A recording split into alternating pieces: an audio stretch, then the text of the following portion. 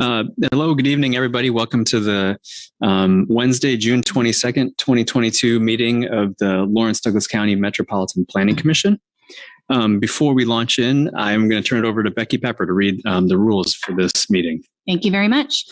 Hello and good evening. My name is Becky Pepper, Planning Manager. Joining me here in the City Commission room is Jeff Crick, Planning and Development Services Director, and Kyle Kobe, who'll be helping to facilitate the Zoom video portion of the meeting. And we'll work alongside the chair to facilitate the meeting proceedings. I have a few housekeeping items for this hybrid meeting. This meeting is being recorded and broadcast on the city's YouTube channel and cable channel 25. Please remember to mute yourself during the meeting when you're not speaking. The chat function for this public meeting is disabled. All chats will go directly to the Zoom facilitator. Unless you are participating during the meeting, please turn your video off. This allows the active meeting participants to be seen on screen. You'll still be able to hear the meeting. And when you are participating, please turn your video on. If you have any trouble, you can send a chat to the Zoom facilitator. The city reserves the right to mute people or turn individual videos off to minimize distractions during the meeting. And with that, I'll turn it back over to the chair. Thank you, Becky. Just to give those in person and online who are with us an idea of sort of how the meeting is going to go. We'll get to the regular agenda items in a little while, but we have some housekeeping things to attend to first. We'll work through that. There'll be a part of the meeting right before we get to the actual agenda items where there is an opportunity for general public comment. If any members of the public on the call or in person want to offer comment on anything that's not related to what the agenda items on our list are tonight, you'll have an opportunity there. Then once we get to the actual agenda items, there'll be a period for staff to present on an item, for the applicant to give a little presentation as well, and then for public who are members of the public who are here for that item to talk for 3 minutes. So that's kind of how it'll proceed. And so before we get there, we'll work through some of the housekeeping things first. The first of which is to talk about electing our officers for this next year. I would, as the current chair, and I know we need to vote on these separately, but I'd like to nominate the vice chair, Sharon Ashworth, to be the chair, and Commissioner Gary Rexroad to serve as vice chair. Those would be my nominations for those positions this next year. And I guess I open up the floor to anybody else who would wish to suggest otherwise. And barring that, then we could have some votes. Any commissioners have any problems with those nominations? Nope. Point of order, Mr. Chair. I guess I would like to ask: do these nominations require a second? Jeff Craig, Planning and Development Services. I would recommend a second only in the hybrid format. Thank you, Jeff. Could you clarify, please, the hybrid format? In other words, because we're in that hybrid meeting format, I'd recommend it. The hybrid nomination. I apologize for the tongue twister there. Thank you for that, Commissioner Carter. Would you be willing to second the nominations? Very enthusiastically, yes. Okay. Then I guess, Jeff, could you read the roll? And maybe we do the chair first and the vice chair second, I suppose. Commissioner Ashworth? Yes. Commissioner Baroto? Yes. Commissioner Carpenter? Yes. Commissioner Carter? Yes. Commissioner Payton? Yes. Commissioner Rexroad? Yes. Commissioner Sinclair? Yes. Commissioner Thomas? Yes. Motion passes 8-0. Congratulations, Chair. And then the vote on the vice chair? Commissioner Ashworth? Yes. Commissioner Baroto? Yes. Commissioner Carpenter? Yes. Commissioner Carter? Yes. Commissioner Payton? Yes. Commissioner Rexroad? Yes. Commissioner Sinclair? Yes. Commissioner Thomas? Yes. Motion passes 8-0. Wonderful. Congratulations, Chair Ashworth and Vice Chair Rexroad. I'm going to hand the gavel here, which is the first time I held it tonight. I'm going to hand it to Chair Ashworth. Thank you very much. So I just want to take a moment to thank the commissioners. Thank you, Chair Sinclair. And I just want to show, take a moment to appreciate the members of the public who come to the City Commission meeting in person or submit written comments. Thank you for participating. I want to thank the planning staff right up front as I start, for planning staff of city and county for their patience, their professionalism, and their expertise. I want to thank the fellow commissioners here and online for their service and commitment to the community. And I want to welcome Commissioner Barroto. Thank you. Our newest commissioner. And I want to say that I'm just looking forward to my time as chair, working with Vice Chair Rexroad. And I can only hope to do as well as my predecessors as I follow in their footsteps. But I want to call out Commissioner Sinclair specifically for the humor and kindness you have shown to planning staff, to the public as they come up and comment, and to fellow commissioners. It's just, you are an incredibly kind and humorous person, and we've just really enjoyed you being part of the commission, and we wish you and your family well on your adventure. Thank you, Madam. So, new adventure. So, thank you. I now have the honor of, I guess I'll show this in my camera. You get still a gavel. So, Look at that. still gets a gavel to take with you. One more thing to pack. And That's right. It's a lot. And also you get a certificate as well. And I'll just, Holy cow. That's okay, gorgeous. I'm not going to unwrap this one. Okay. So it's a certificate. You'll need the bubble wrap in addition to the certificate. Right. So thank you for your leadership. Thank you very much. Thank you, sir. And we're all going to miss you. So I appreciate for your that. service. Thank you. Now, I am not one for speaking at length, so I'll ask Vice Chair Rexroad if he has any comments before we move on to tonight's agenda. I don't have much to add to that. That I +1 on everything you said. And Luke, to you, I'm going to miss you. You've set a great example in a bar for that role. So thanks for all that you've That's done. very kind of you. Looking forward to the year ahead. Okay, then I guess we'll get started on tonight's agenda. First up, Chair Ashworth. yes. Commissioner Carpenter. Obviously, you've all had a conversation in the commission room prior to starting this meeting, but the public at large does not know what you're referring to when you're wishing Commissioner Sinclair the best for him and his family. So you might just kind of let us know, or Commissioner Sinclair can let us know and let the public know what's going on. Sure. Thank you, Commissioner Carpenter. It wasn't intentional. So I am I'm wrapping up, I guess, my 5th year serving on the Planning Commission. So finishing up the 2nd year of my 2nd term. I'm a county appointee on this commission and have been truly honored to serve in that capacity for the last 5 years.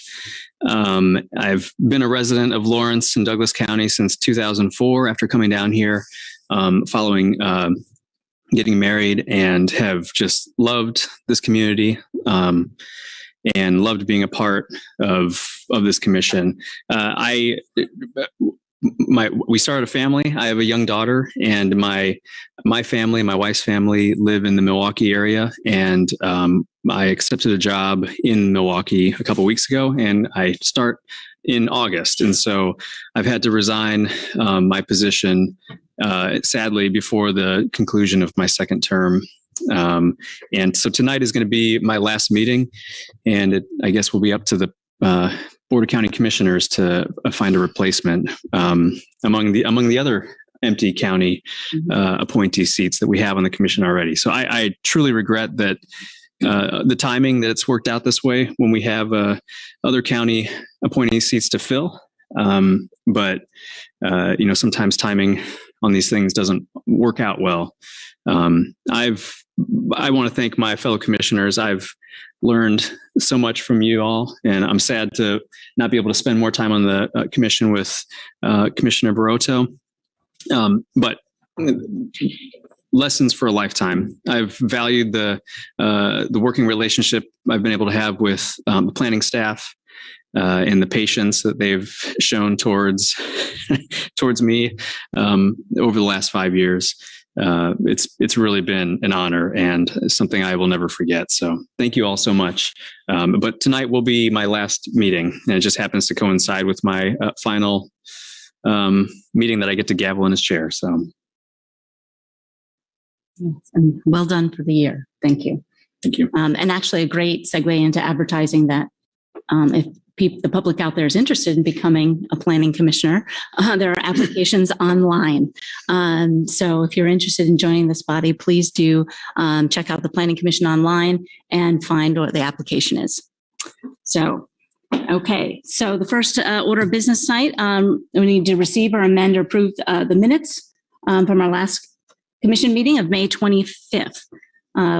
Do we have any comments, changes from the commission in regard to the minutes? And if not, if I could have a motion for approval. I'd like to move Oh, to approve. Commissioner Sinclair approves. A second? Second. Commissioner Rexroad seconds. Can we have the roll, Jeff? Thank you. Commissioner Ashworth, Yes? Commissioner Baroto, Yes.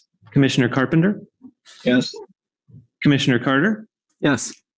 Commissioner Payton, Yes. Commissioner Rexroad, Yes. Commissioner Sinclair, Yes. Commissioner Thomas. Yes. Motion passes 8-0. All right. Now on to communications. Do we have any written communications? I'm sorry, committee reports. Do we have any committee reports from the commission? I'm seeing none. We'll go on to communications. Have we received all the written communications from the public for this meeting? Yes, they're all in your packet this evening. Okay. Any written communications from staff, planning commissioners, or other commissioners? None this evening. Do we need to receive any written action or any waiver request determinations made by the city engineer? Also none this evening. Okay. Do we have any disclosure of ex parte communications? Seeing none in person or online. Okay. Declaration of abstentions from a specific agenda item for any of the commissioners. Seeing no hands. All right. Okay, now we come to the part of the meeting where there's general public comment. So this is an invitation for any member of the public online or in person to comment on a matter that is not on the agenda for this evening. So any general public comment this evening? I don't see any in the room. I do not see anything online for general public comment. All right. So now we'll move on to our regular agenda. So the first two items will be taken together. Mary Miller will be the planning staff presenting it. The first item is to consider a request to rezone approximately 0.24 acres located at 1718 Harper Street from RS10 to RS7. This is a matter that the commission will recommend approval or denial to the city commission. The second portion of that will be to consider a preliminary plat for that same property with for the smart density on Harper subdivision, approximately 0.89 acres located at 17 Harper Street. That will be a final decision, approval or denial by the planning commission. So we'll ask Mary Miller to present the issue, please. Good evening, commissioners. I'm Mary Miller, a planner, and I'll be sharing my screen.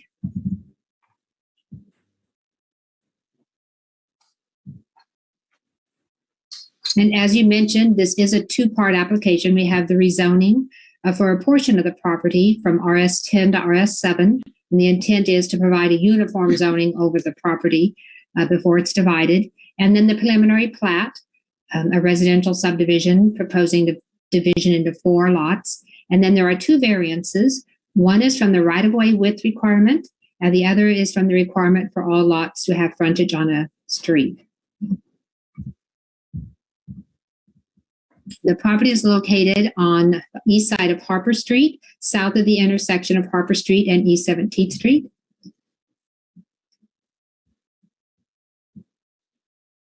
And the site itself is about 1 acre. This would be the site for the overall preliminary plat. However, the subject of this rezoning is just the eastern portion, about 1/4 of an acre. And the subject property is a parcel that consists of a platted lot that's zoned RS7 and then unplatted property that's zoned RS10. And the request is being made so that there can be uniform zoning. The concept plan that was provided with the rezoning application shows how the 2 lots that are being proposed to the east would have split zoning. And this is permitted. We can have lots with split zoning, but it creates challenges when we try to compute the density and dimensional requirements.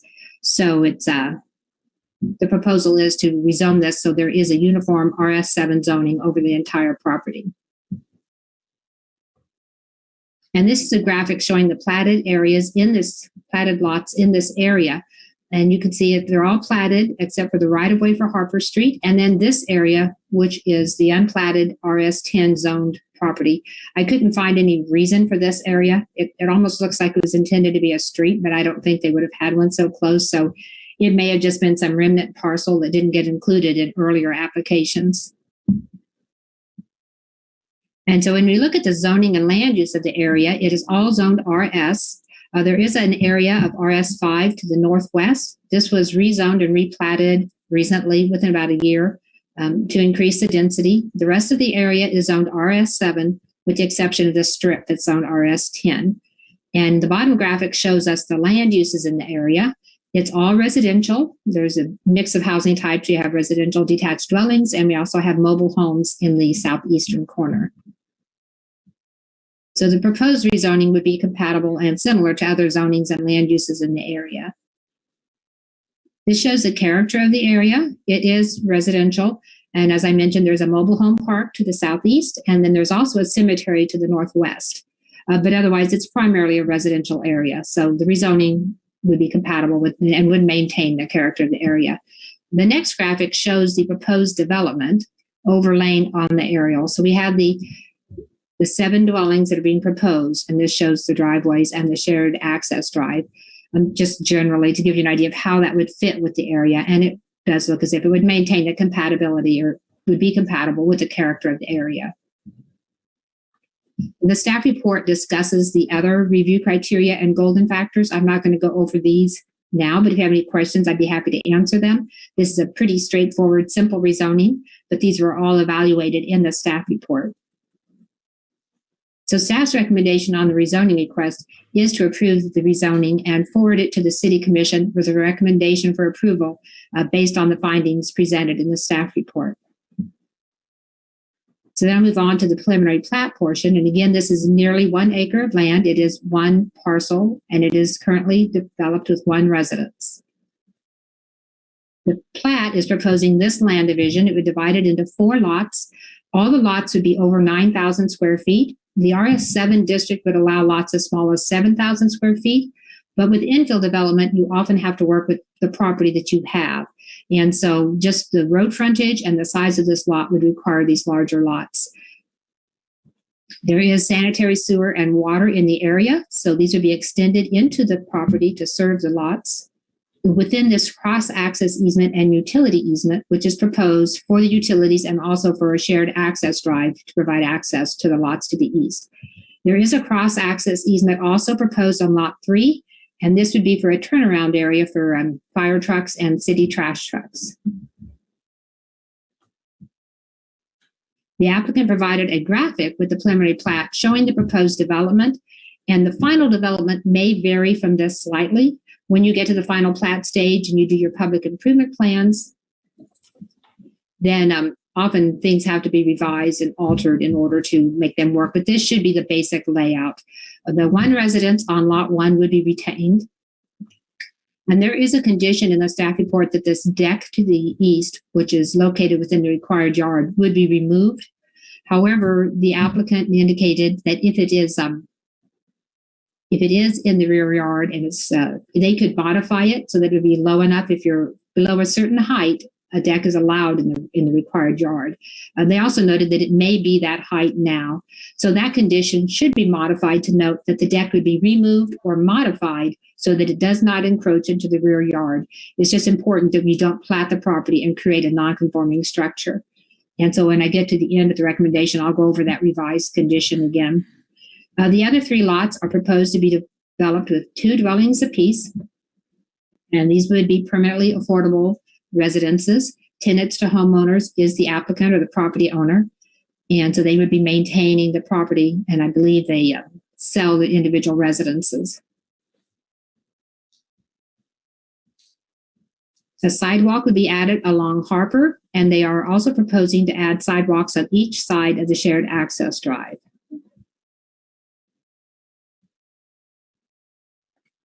And the plat also shows the proposed setbacks. With this layout, it's contingent upon the approval of the variance, but the 2 lots along Harper Street would have street frontage. Therefore, they would have a front and a rear setback requirement. And these 2 lots are providing the setbacks that are required by code. They would be exceeding that setback for the center line where the cross-access easement is. The cross-access easement is about 35 feet wide, and it would hold a 20-foot wide access drive. And they are proposing a 25-foot setback from the center line. And this would provide a separation of about 15 feet between the edge of that shared access drive and the structures on the property. And even though this is not a street, this setback would maintain a bit of a streetscape, a uniform streetscape, so it would give the appearance of a street, of a private street, which would help maintain the character of the area. They are also proposing these 2 lots to the east. The only setbacks they're required to have is the 5-foot side setback because there is no front or rear to these lots. However, the applicant is proposing a 30-foot setback on the east side to mimic a rear yard. And that way, this will have the same rear yard as other properties in the district and will maintain compatibility with the character of the area. And they are also proposing the 25-foot setback from that center line where the cross-access easement is. And this graphic just shows where the setbacks would exceed that required by code. And so staff does recommend approval of this preliminary plat with the conditions that I mentioned, and I'll go over those at the very end of this presentation. There are 2 variances requested. One is from the right-of-way width. Harper Street is a collector street, and the code requires 80 feet of right-of-way, with half of that being dedicated on each side of the center line. So 40 feet would be required on the subject property side. Currently, it's 60 feet, with 30 feet being provided on the subject property side. And so the applicant is requesting to allow the right-of-way to stay at this width so they don't need to dedicate the additional 10 feet of right-of-way. So the subdivision regulations allow the Planning Commission to approve variances when 3 criteria are found to have been met. And the first of those criteria is that the strict application of the regulations would create an unnecessary hardship on the applicant. And the applicant noted that dedicating the additional 10 feet would cramp their development, and they're striving to provide the maximum number of residences possible on this property while also providing yards to be compatible with the surrounding area. The city engineer indicated they have no plans to widen Harper Street, and the additional right-of-way is not needed. Therefore, the hardship to the applicant would be unnecessary. The second criteria is that the variance requested would be compatible with the intent of the zoning regulation or the subdivision regulations. And the regulations are intended to provide for orderly development and for the continued continuity of the transportation network.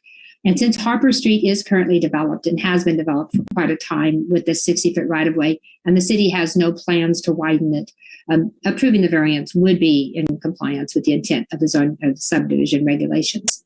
And then the final criteria is that the public health, safety, and welfare would be protected. And again, since there is no need for the additional right-of-way, it would not impact the public health, safety, or welfare. And so staff will be recommending approval of this variance. The second variance is from the requirement for each lot to have street frontage. So when they came to their pre-application meeting, the applicant provided 2 options. The option in the top left corner would have each lot with frontage on Harper Street. Harper Street is a collector, and in the RS7 district, each lot is required to have 60 feet of frontage on an adjacent street. There's only about 160 feet of frontage available, So the option in the top left corner would require a variance from the subdivision standards to allow the creation of lots narrower than that required by the zoning district. But this would result in 3 separate access points on Harper. The other option is the one that's currently before you with the 1 access point on Harper and the variance from the requirement to have frontage for each lot. The city engineer indicated that the 3 access points would not be acceptable on Harper. Harper Street is a collector, as I mentioned, and direct access for houses and residences and duplexes is prohibited unless there is no other option and the city engineer finds that it's safe. And the city engineer indicated that he would not accept the 3 access points and that they would prefer the option in the bottom right corner where it just maintains the 1 access point that the property currently has. So we look at this variance with the review criteria that I mentioned. Number 1, that strict adherence to the regulations would be an unnecessary hardship to the applicant. The strict adherence would reduce the number of lots and dwellings that could be developed with this infill development. As the engineer would not approve the 3 access points, they would be limited to 2 lots, and these would share 1 access point. So it would greatly reduce the number of permanently affordable residential homes that could be created. And as we do have the 1 access point and they're having setbacks provided to create a similar appearance to other lots in the area. And the common access driveway has been approved by the fire department and the city trash trucks. And they've approved this turnaround as it allowed the trucks to access the property and then to back up and to leave the property without having to back into Harper Street. And so the requirement to have frontage on for each lot to have frontage on the street would be an unnecessary hardship on the applicant. The second requirement is that the variance is harmonious with the intent of the code. And the subdivision regulations are intended to provide, as I mentioned, an orderly development. They also note that they're intended to prevent blighted developments. And one condition that we would recommend on this variance, right now the property is owned by tenants to homeowners, and the plan is for them to continue ownership and to maintain the shared access drive. But just in the event that in the future these lots are ever sold separately, a condition should be applied that a homeowners association or other entity would need to be developed to maintain that cross-access drive. And then the third is that the public health, safety, and welfare is protected, and with the setbacks being provided and with the cross-access easement meeting fire code and being approved by the city sanitation department, the public health, safety, and welfare would be protected with this variance. So as noted earlier, staff does recommend approval of the rezoning request. We also recommend approval of the preliminary plat, subject to the revised conditions. One, that the residence on lot 1 will be modified to remove or modify the deck so it does not encroach into the required rear yard prior to the recording of the final plat. And then the second condition, that the plat would be revised as needed based on the municipal services and operations review of the drainage study. And that concludes my presentation. I believe the applicant is here today, but I'll be happy to answer questions if you have any for me. Thank you, Mary. And representing the applicant, we have Dean Grove of Grove Engineering, and also Rebecca Buford is here with us from Tenants to Homeowners. Did one of you want to go first? You have 10 minutes to response, although I cannot see the clock at this point. I guess I'll go first. Commissioners, Dean Grove, Grove Engineering. I'm not sure what to do because it's been so long since I was the first on the agenda that I'm used to waiting, but I'll give it a try. So I think Mary did a good job of explaining both the rezoning and the platting. I won't belabor some of the things she said, but a couple of things I thought were important. One, with the lot size that we got, we're quite a bit bigger than the 7,000 square feet lots. So we're not trying to, be at the absolute minimum and then jam 2 units on one lot. As she mentioned, the setbacks, that we tried to look at the whole, the project as a whole, and the rear yard setbacks, we're not jamming up against a neighbor that wouldn't typically see a residence close. The way the layout worked out, that we have a cross-access drive, will provide everybody the opportunity to pull out of the project going forward. So it really doesn't require anybody to have to back out onto Harper Street. There is a curve in the street, so it is not a perfect scenario, but I've done it a couple times. And when you're going forward, it's pretty easy to see traffic in each direction to know that it's safe to enter the street. I think the other thing is, and I've submitted a drainage study that will probably include a bioswale or some other system for infiltration. We kind of got a few things answered late, and so they're reviewing it. But that if you look at the Plat document that Mary presented, the green area is yard area. So you can see it's almost 50% of the whole project is yard area. So, we're not trying to shove a lot of pavement on the project.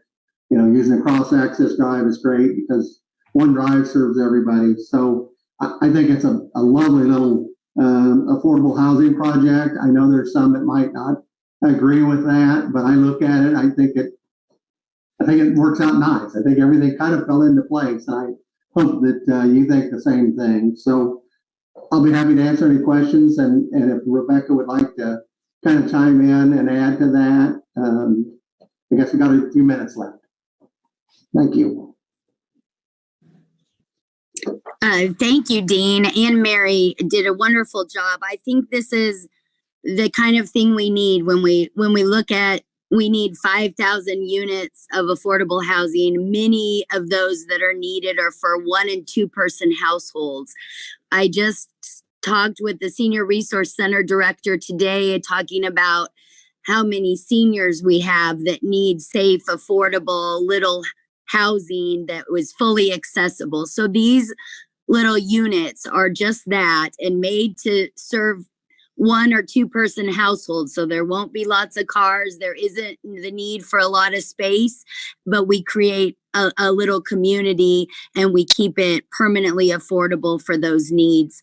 And so this is the kind of smarter density that I appreciate, that we got the ordinance to be able to do this on RS7 lots. And in this case, these lots are really 9,000 square feet. So we're not even really pushing the envelope beyond an RS5, a little house on an RS5 lot. And as you all know, you are very supportive of our RS3 lots on Beatnik Court that have a little bigger houses on them, or are planned for bigger houses. So I think this is a great compromise, still single family, still community, but it creates a whole nother level of affordability. And right now we need to do that because of building cost explosion. So this is not about profit margin for me. This is truly about, we can make more units with the resources that we have.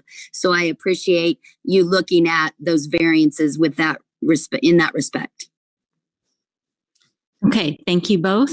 Now I invite the public to comment. What we'll do is that each member of the public who would like to comment on this item gets 3 minutes. We're going to go ahead and start with anybody in the room who would like to comment, and then move to those who might have online comments. So if you'd like to comment, I invite you to just come up to the podium here and sign in with your name, introduce yourself, and you have 3 minutes.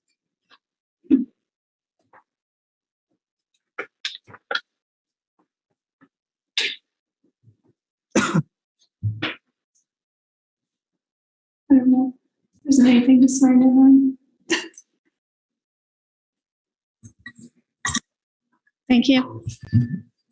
I'm Victoria Reed. I'm a resident of the area that is in question, 1718 Harper Street. I live in that area.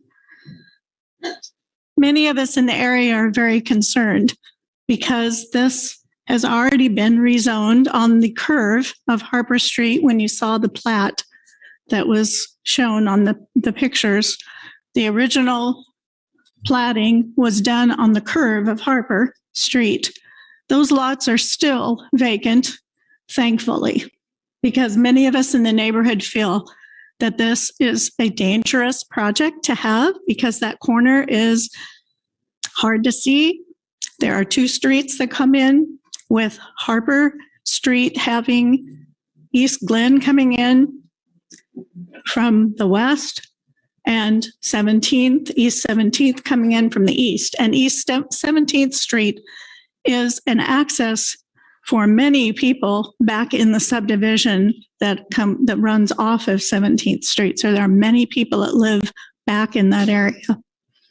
I have a petition here in my hand that's signed by almost 60 people in our area, and we all feel that it is just not safe to do this in that area.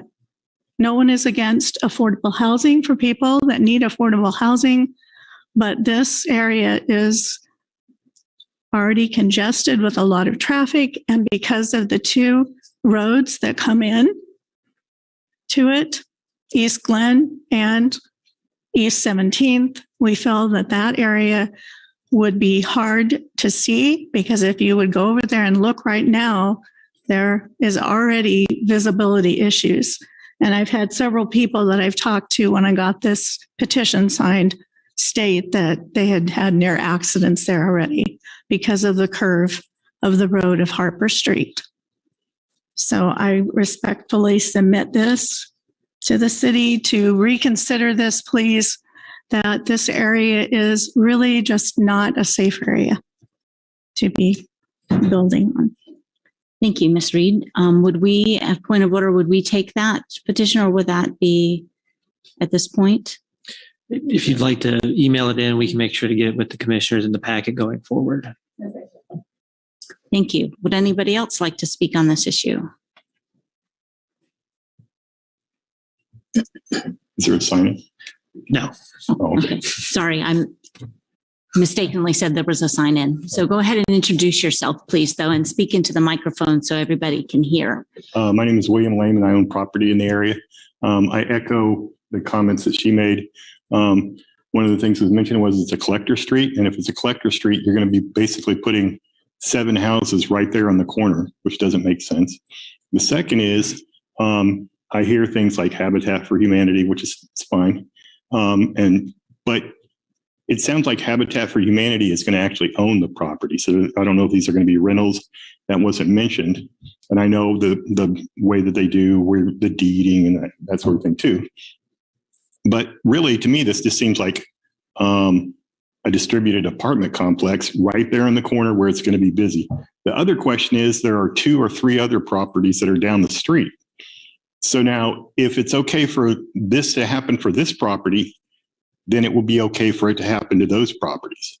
And I know from talking, I own properties, multiple properties, talking to people that own properties in those areas and are interested in them.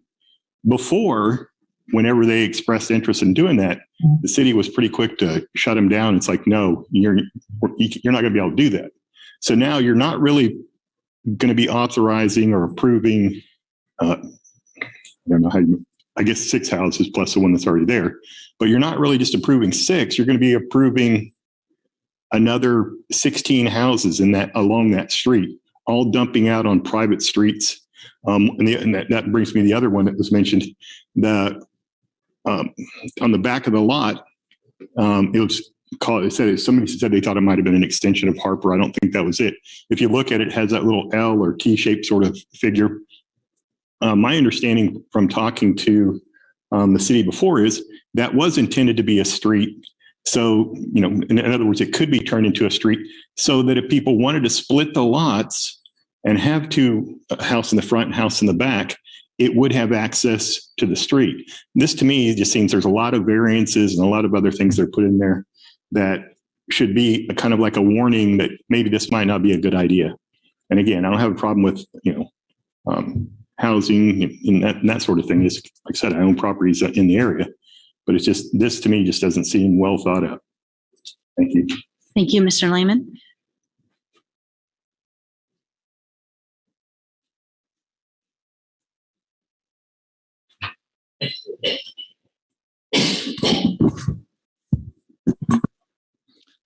Hi, good evening. My name is Michael Allman. I live in Brook Creek neighborhood. I'm the vice president of the neighborhood association, and I'm speaking for the Brook Creek Neighborhood Association. We have addressed the affordable housing and the double density issue in our neighborhood for any number of years now. And basically speaking, I want to say that we support this project. We supported it tentatively in January when it was brought to the Affordable Housing Advisory Board, as well as when it was brought to the City Commission for funding requests at that time. The other concern that we had with affordability in our neighborhood was that tenants to homeowners seem to be putting all their units in our neighborhood, but they have very conscientiously pursued other locations in Lawrence now. They just got approval at the City Commission for Libertad Lawrence at Bob Billings and the SLT for 62 units of affordable housing out there. We think that's a great example of how they're putting affordable housing all around the community. So this project, we very much appreciate that tenants to homeowners is not maximizing the density. Like Rebecca Buford pointed out, the lots are 9,000 square feet instead of the required 6,000. So this addresses one of our major concerns of the density question, that of stormwater infiltration as opposed to stormwater runoff with impervious surfaces. So this addresses the stormwater runoff question much more effectively. We do have a concern about that private drive, primarily that it limits the availability of parking. You might consider maybe 22 feet instead of 20, which is the width of the legacy streets in Brook Creek neighborhood. Another option you might consider is 26 foot, which is what the new 19th Street is being built at now. That way, there at least could have some parking on the property, because there's no parking on the east side of Harper Street. And then one final thing I might like to add, that fire truck and garbage truck turnaround is just begging for a basketball goal. I think they need to put a basketball goal there. So thank you. Thank you, Mr. Allman. Would anybody else who's in the room like to speak to this issue? No? Well, we'll turn online and I'll look for anybody. Yes. Nicholas Ward, please.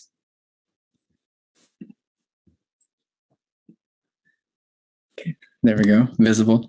Nicholas Ward here. I work with tenants to homeowners, and I'm the person who initially noticed this property on my drive through the neighborhood. And I just wanted to say how excited I am to see that this is before the Planning Commission, and to see what is our original intention for how the smart density, which I'm also very happy to hear somebody use the term smart density instead of double density and trying to spin a negative connotation on it.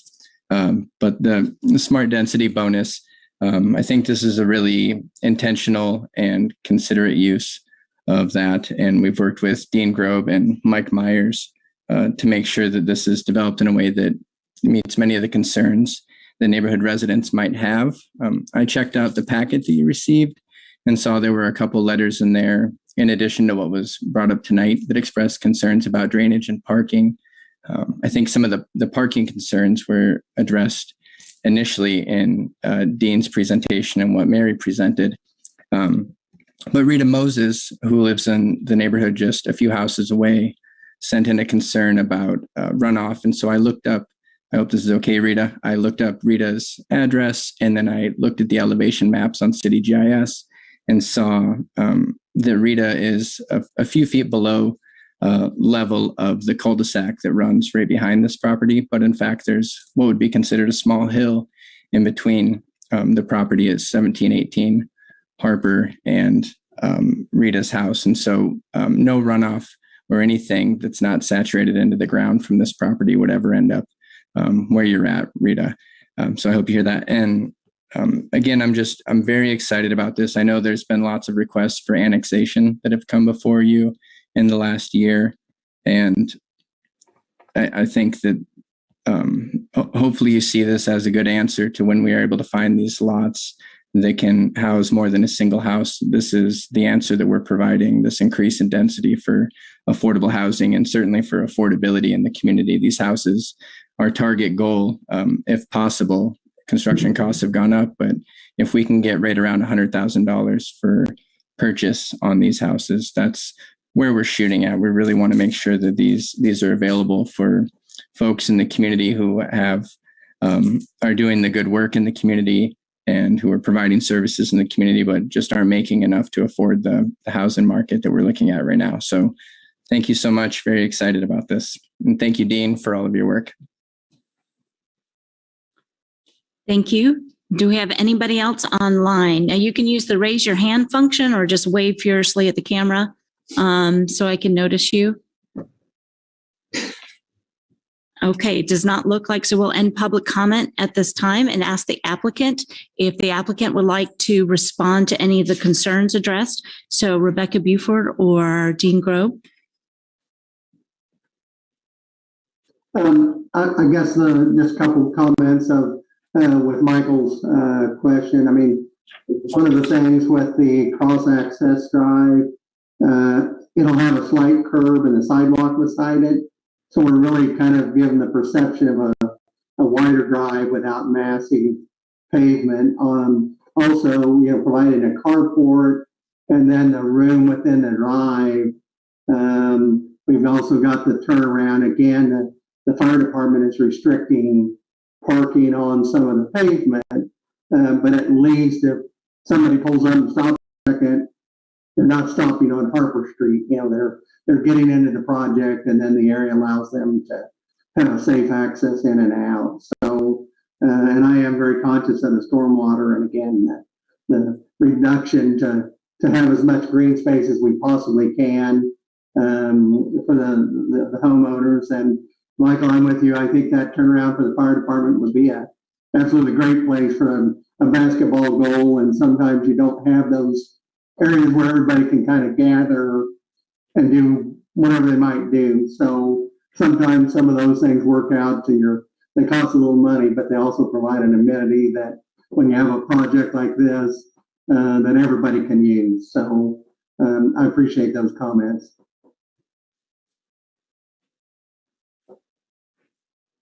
Does that conclude the applicant's response? All right, thank you. So we'll bring this issue back up to the commission for discussion. Who would like to get us started? Commissioner Rexroad. Thank you. I have a couple questions for the applicant, I think. I'm thinking about what 10 years from now looks like. And I'm trying to understand the model that you have. I think I've heard you say that we'd like to sell these places. I think one gentleman mentioned a target price. So is the idea that these 6 additional units will be built and sold? And if sold, how does tenant to homeowners or anyone assure or maintain that they'll stay with the person that bought them, that when they're sold in the future, that they'll end up with someone else who is in a similar situation needing or wanting affordable housing? How do we maintain the control of that so it doesn't just become a collection of rental houses on a lot? This is Rebecca Buford with Tenants to Homeowners, and that's a great question. So that is the Community Land Trust. That is a model where we own the land underneath the house and we split title and sell the house improvements themselves, so that there's a legal mechanism for us to control the resale with a 99-year ground lease on the land so that it feels just like ownership. But that 99-year ground lease allows us to control the resale price. So basically allows us to allow people to make money, but to not take all of the subsidy with them, to leave some behind and recycled for the next income eligible buyer. That ground lease also means they go through us to resell so that we can bring in another income eligible buyer. So we call that stewarding those home ownership units over period of time to ensure that they are permanently affordable. Not only with the original subsidy, when we say $100,000, they're going to cost us much more than that. But we will bring $50,000, $100,000 of subsidy and reduce that initial purchase price.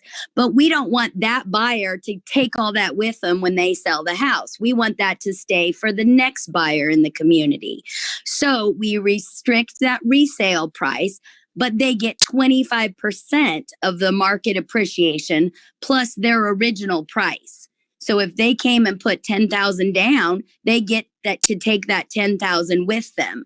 They just don't get our subsidy. That is recycled for the next buyer.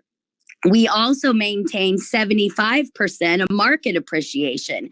This allows this to be a great entry level into ownership and build some wealth.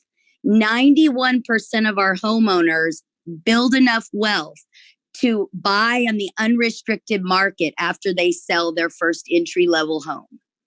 So most of us just can't get into the entry level at an average price of $305,000 right now. But working class families can get in at $100,000, or working class individuals in these smaller houses. They can get in, then they can build some equity, pay off some of their loan, and then have 15, 20, 30,000 to put down and move on to their next bigger house. So we're creating a market with people that would normally just rent for many years because they can't get in. We're now allowing them to build wealth and move on to the unrestricted market. And we have those starter homes that will be stewarded by us permanently to have this.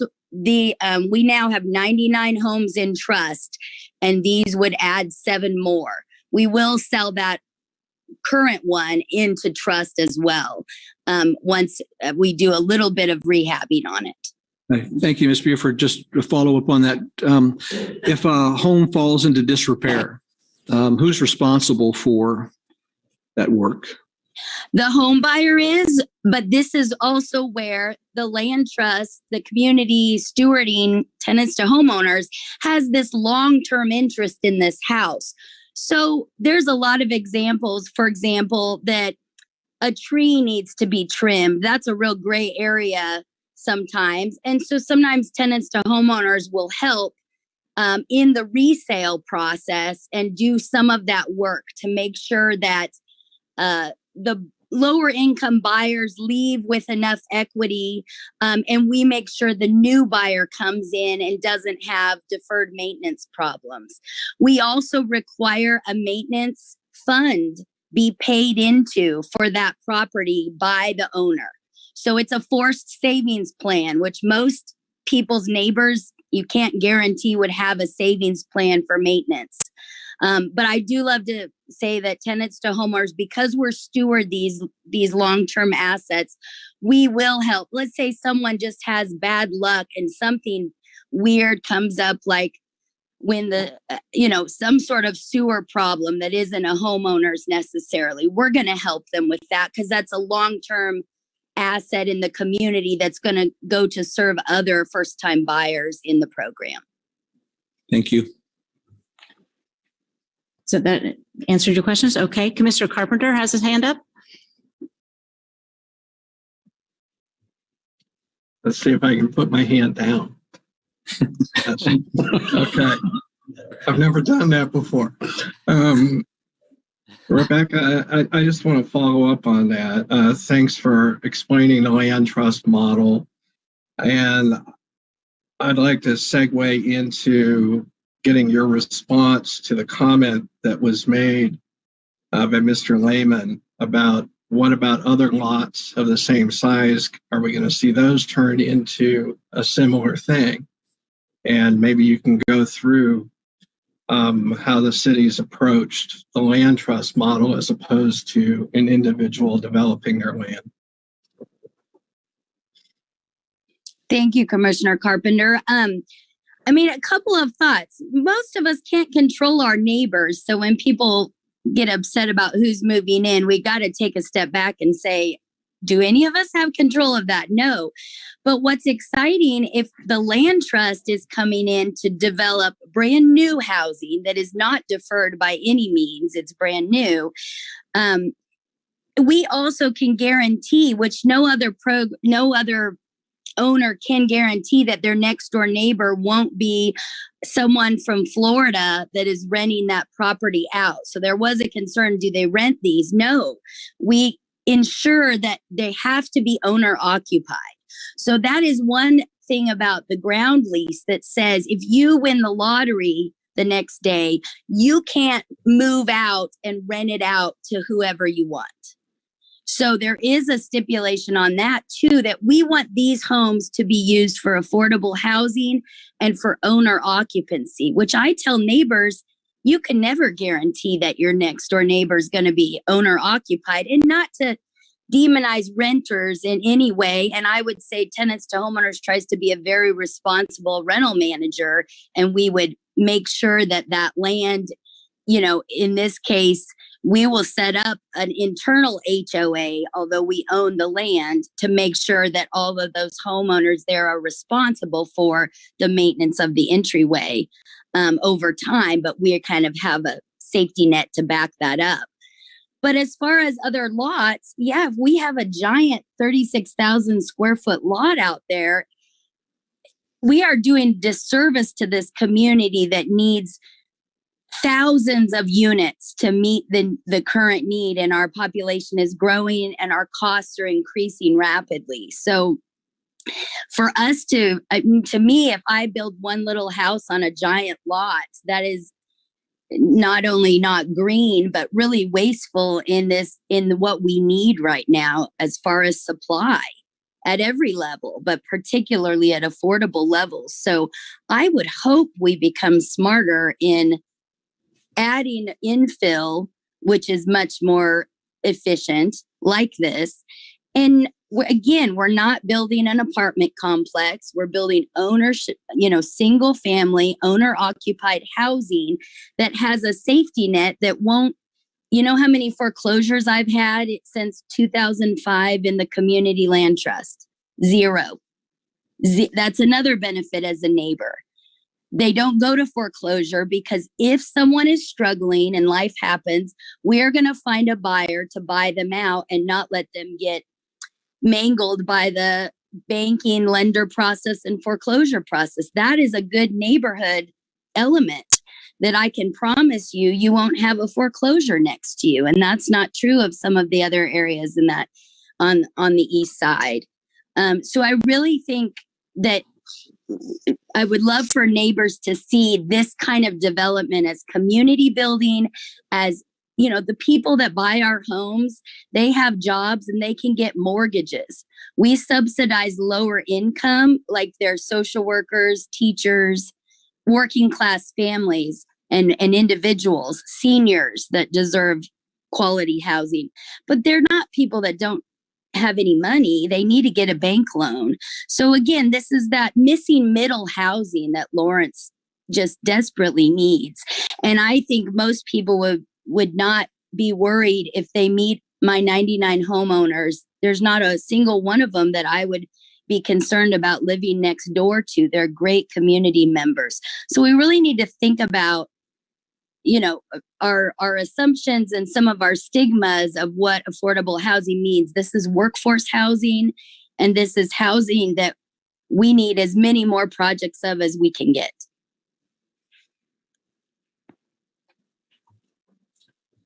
Thank you, Rebecca. Thank you. Can I follow up with a question to Yes, Jeff? please. Commissioner Carpenter.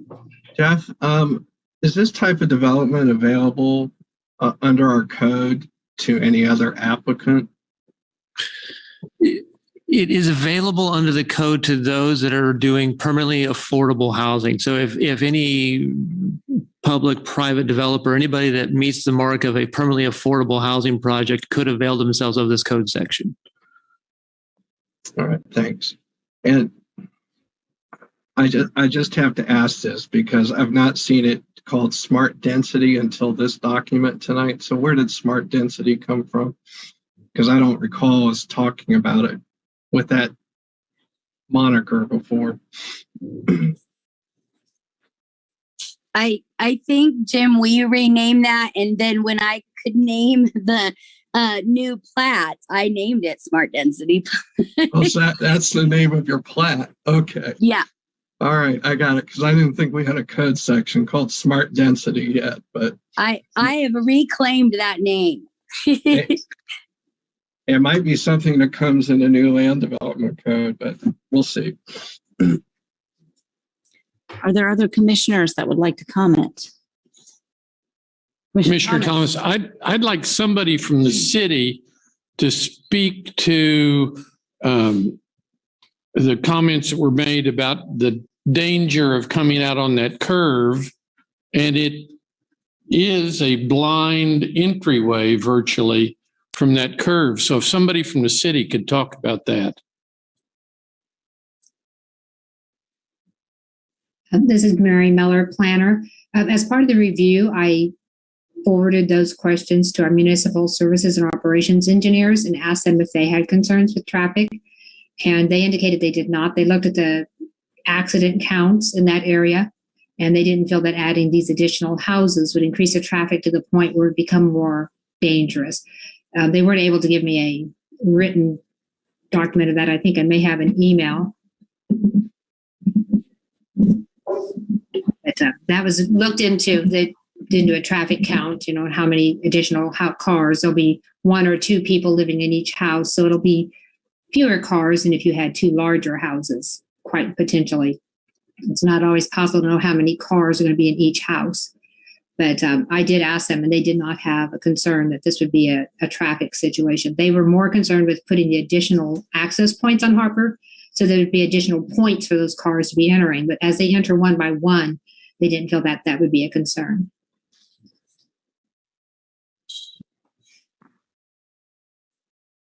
Other comments? Oh, Commissioner Carter. Yes, thanks. I have a couple of questions. My first is on refers to page 4 of the report. Under the drainage study, it says that the study wasn't completed in time for the review or for the report to be published, but that the review would be completed prior to the June Planning Commission meeting, and staff would provide an update. Mary, can you speak to that? Planning, Mary. Yes, I had thought that would be completed by then, but everybody's workloads, they just didn't get to it. So I apologize. I should have mentioned that. I forgot that I put that in the staff report. The assumption was that they would have it completed. They're looking it over. They haven't raised any issues yet, so I don't believe they have any concerns with it, but they're just finishing their review. So thanks. I guess my concern is making a recommendation without that. When several neighbors have complained about drainage, I guess I would just request that, assuming that report is completed before the next step of this process, that it be highlighted. So that's my request. The other question I have, and this goes back to Commissioner Thomas's observation, and Mary, your response about visibility at this intersection. There's a lot of how do you call it, low ground cover at that intersection, and I wonder, obviously it's private property. I don't know if the city has any influence on the property owner's agreement to clear that ground cover, or Ms. Buford, if that's something that you would concede to. I think visibility could be tremendously improved by just clearing out a lot of that ground cover, not clearing trees, but just that fence line. And I wonder if Ms. Buford, you could respond to that. Yeah, thank you, Commissioner Carter. That's in planning, in process. Some of that is, kind of making sure we got through this step, but that is absolutely, I guess, I don't want to develop anything dangerous. I don't want to develop anything soggy. I have no interest in either of those. So whatever information as we are developing this that makes sense, particularly with clearing out just to make sure visibility is as good as it can be there. I think I can absolutely commit to that. I mean, I've been in and out of that area several times as we've been stewarding the one house and looking at plans for rehabilitating that. I have not experienced, I mean, I guess there wasn't a moment where the entry place is far enough from the curve that if we make sure that's very clear, I do not think it's a blind curve as some have mentioned. I feel like if someone was storming through the curve, speeding, yes, but again, that's where someone is facing forward and looking and watching before they turn out there. I feel like we can make sure that there's very good visibility there and can commit to that to the neighborhood for sure. Okay, thank you. And if I might, this is Sharon Ashworth, I might ask clarification from staff. I believe there is something in the land development code that does require certain sightlines for properties. Correct. If there is an intersection, a curb cut, or an access point into a drive, there is a sight triangle that has to be clear and maintained for that. And it is a part of our code and also a part of Municipal Services and Operations Code. Thank you. Other comments by commissioners? Looking on screen in the room. Commissioner Sinclair. My question about the second variance and with respect to frontage, can maybe Jeff or Mary, you might be the one. What's the purpose of the frontage requirement that's in the code? Typically, the frontage requirements are about a lot having to be able to take access through a property. So you have to have frontage to a right of way to take access to it. It's kind of what it is. That way you control the ins and the outs of that. Very typically in commercial and industrial properties, you will see accesses that are elongated or handled as, we think of pad sites on a commercial property where you come into one and then you're driving through a series of parking lots or a little access drive. And so it's not uncommon to see it on commercial and industrial properties. Most people prefer when they have a residence to have a very clear understanding of where their access point is. So the frontage requirement is to make sure everybody knows where that access is and they have that idea of where it can be from. So it is, in multifamily and apartment style, they may have combined accesses because they can get one curb cut and they don't want to have multiples across the lot so people have an ease of turning. It is a little different to see it in residential properties like this, but it's not an uncommon feature. There are those throughout the community. So it sounds like it's just an acknowledgement that homeowners or property owners would want to have the access points. It's not founded in some sort of public safety requirement, and that's a way of getting to that concern. There is some public safety on that one to make sure that people have access. If a fire truck or an ambulance needs to get there, they can find how to get there and then reasonably get there and not have to go through a yard or something else to get to it. And the access drive that was on the Plat functions as that access and allows emergency response if need be on those. So it's really kind of, if there is an emergency, they know where to go and they can get there as quick as they can. And I will quote the fire chief on this one: minutes in that situation saves lives. And so to make sure they know where to go and have that access is key. Okay. And maybe Mary, this would be a question for you. There are no concerns with this plat in terms of emergency services making it to the properties that wouldn't have frontage? No, there is not. The addressing will be done as if they all have frontage on Harbor. And so as far as addressing it, that access drive is going to be seen as almost a blip on Harper Street. So it'll be easy to find each house. They'll all be addressed off Harper. So 911 won't have any trouble locating them. And the fire code official, he reviewed the drive and required the turnaround area. So they're satisfied that it'll meet their purposes. Thank you. Okay, Commissioner Carpenter.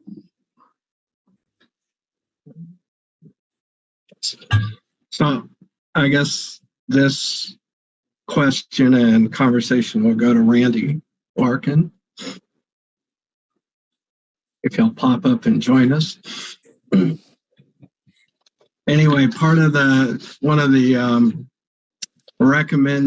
recommendations by staff is if there's a transfer of ownership So the property is no longer under the common ownership. They want a homeowners association or other entity. We've had conversations about homeowners associations and how they can thwart other goals and plans of the city. So if we're requiring a homeowners association, which used to happen under an obsolete type of zoning for land, planned unit development or whatever we called it back then, we required that. Can we put conditions on the scope of the homeowners association as part of our recommendations, such as the homeowners association would only be for the mutual maintenance of the shared drive and not go into this, types of plantings you can have in your yard and all those types of things? This is Randy Larkin, Deputy City Attorney. Absolutely, the Planning Commission can make those types of recommendations. It would be ultimately, the decision would, lie elsewhere, but those recommendations can be made. And, yes. Thanks. That helps. I certainly hope Tenants to Home Builders is around for the 99 years, but you never know.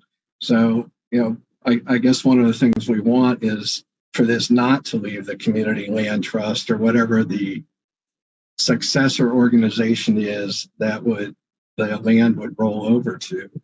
So I would like that when we get to that recommendation, just to make sure that we limit the scope of what the organization, a successor organization, if it is not the land trust, would be able to do in there. And now it's just raised 20 other questions in my head, but I'll let it go right there. Thank you. Let's see, we have discussed traffic. We've discussed the homeowners association. We've discussed drainage. We've discussed the land trust model. Are there outstanding questions?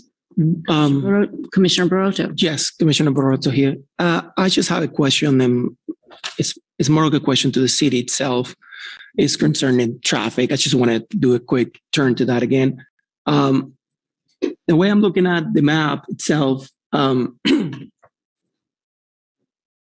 common access driveway that they're building is basically in front of, right here, the East Glen Drive. And my question to the city in this case, it will be, is there any possibility at all to build a 4-way stop on that intersection right there on Harper Street, East Glen Drive, and the common access driveway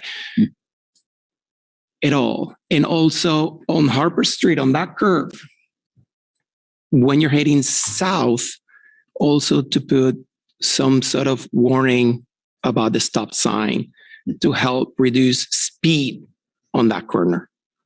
Also, it will bring a peace of mind to those who live in the area as well. Again, it's just a question. Typically, there's certain engineering warrants and requirements for signs to be installed and put up based on different levels of engineering. And unfortunately, the city engineer is not with us this evening. He can probably speak very eloquently to those that are. I will flounder very badly, but I'll give it a good try here.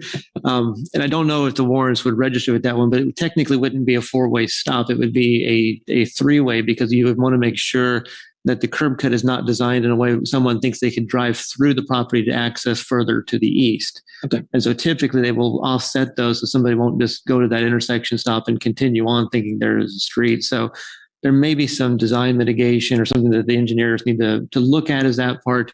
But we can definitely ask the city engineer to take a look and see what is warranted or what the metrics are there that require, and just have that go in unrelated but noted to the project, just in case something does rise up from it. Okay, thank you. Okay. Other comments, I would just add that in terms of just to touch base with Plan 2040, that this project does fulfill the goals of Plan 2040 in terms of infill and affordable housing goals that the city has. So I just want to touch base with Plan 2040 in addition to the issues that have been brought up before us tonight. Now, there are a couple conditions on the request tonight. Is anybody ready to make a motion for this project? That starts with the motion on the rezoning. Yes, we will have two items. First, the rezoning and then the plat. If we're ready for that, I'd make a motion that we approve the request to rezone approximately 0.24 acres at 1718 Harper Street from RS10 to RS7 district based on the findings presented in the staff report and forward to the City Commission with a recommendation for approval. Do we have a second? Commissioner Carter. Yes, I was seconding. Yes, Commissioner. Yes, thank you. Any further discussion before we move on to the vote? Oh, Commissioner Carpenter. Sure, Ashford, just a point of order. This is just the first of 4 required votes because we have a separate vote for each of the variances also. So this is just the rezoning. So we just mentioned the rezoning. But we've got four total votes coming up here. Just to let our new member know. So thank you. So for the roll on the rezoning, the motion at hand. Commissioner Ashworth? Yes. Commissioner Baroto? Yes. Commissioner Carpenter? Yes. Commissioner Carter? Yes. Commissioner Payton? Yes. Commissioner Rexroad? Yes. Commissioner Sinclair? Yes. Commissioner Thomas? Yes. Motion carries 8-0. Okay, so now we'll move on to the preliminary plat. So let's take the variance. Let me look. Point of order, Madam Chair, we need to approve the variance before, approve the plat and then do the variances. Approve the plat, then the variances. Thank you. Okay, so let's go for the approving or not the variance. Would anybody like to make a motion for the variance? Plat. I'm sorry. The plat. The plat. Excuse me. I make a motion for the plat. Thank you. You're ready for it? I move we approve the preliminary plat PP-22-00137 for smart density on Harper subdivision based on the findings presented in the staff report and for the City Commission for approval. Do we have a second? Commissioner Thomas. And Jeff, will you any further discussion on the plat? Well, just maybe one point of clarification that that motion would be subject to the conditions too in the staff report, just to be clear. Commissioner Rexroad. I know that language was in there, and I think since we're having those as 2 separate, I guess it would be subject. Oh, yes. Are the conditions related to the variance? It would be conditioned upon the approval of the 2 variance requests. And there were conditions aside from the variance request, I think, right? Mary, correct me if I'm wrong here, but there are conditions that were attached to the plat and that were independent of the variances being heard. Right. There were 2 conditions, and one was conditions 1 and 2. Right. And condition 1 was recommended to be revised so the deck could be removed or modified.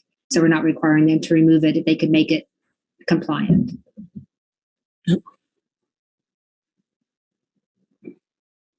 And then maybe I muddied it, but I thought it'd be worthwhile just being clear that the motion to approve was subject to those 2 conditions or not.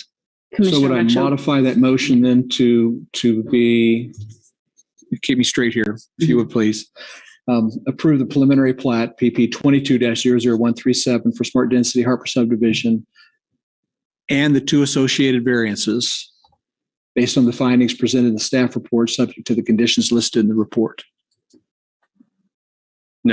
No, I think because we got to do the variances separately. So pull the variance out. All right. I think I got you. But there are 2 conditions, 1 and 2, that are referenced aside. So clearly I wasn't ready to make the motion, but I think I am now. And Mary I muddied the whole, you may have been I think perfect you're right. until I think you're absolutely right.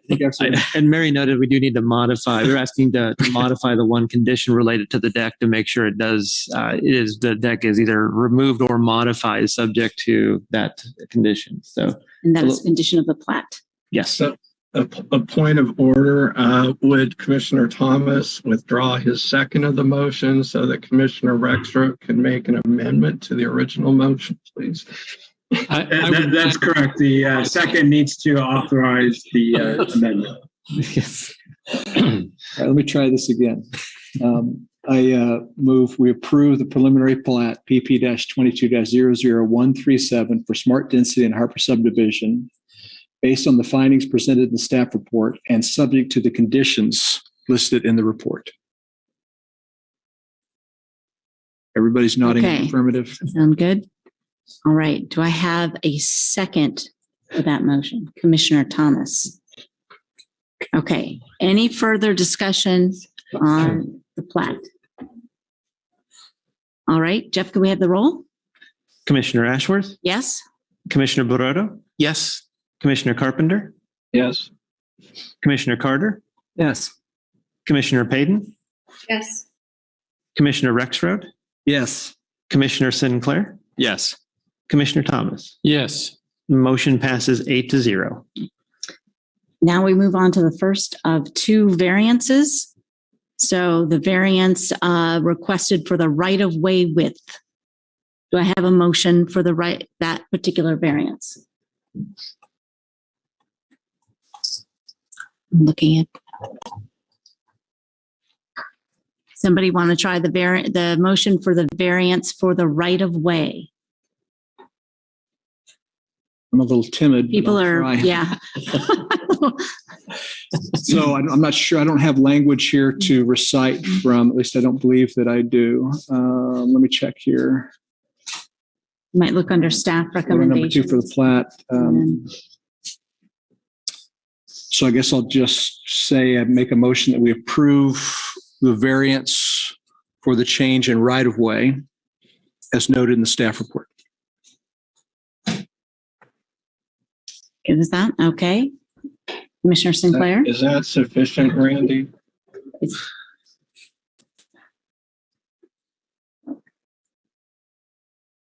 is Randy Larkin, Deputy City Attorney. Yes, that would be sufficient. Okay. Then second. Commissioner Carpenter seconds. Any further discussion? Can we have the roll, please, Jeff? Commissioner Ashworth, Yes? Commissioner Barreto, Yes. Commissioner Carpenter, Yes. Commissioner Carter, Yes. Commissioner Payton, Yes. Commissioner Rexroth, Yes. Commissioner Sinclair, Yes. Commissioner Thomas. Yes. Motion passes 8-0. Okay, and the fourth item on this matter is the variance requested from the requirement to have frontage on the public street. This does contain a condition with it. Would anybody like to give a motion, propose a motion on that? The variance for the frontage with the condition. I guess I had a question quickly. I think Commissioner Carpenter did you reference Commissioner Carpenter, some additional description of what the powers of the HOA would be or what its, I guess, the purview of its authority? I can't remember if you said something about that and if you wanted to talk about those sorts of things tonight before voting on the variance.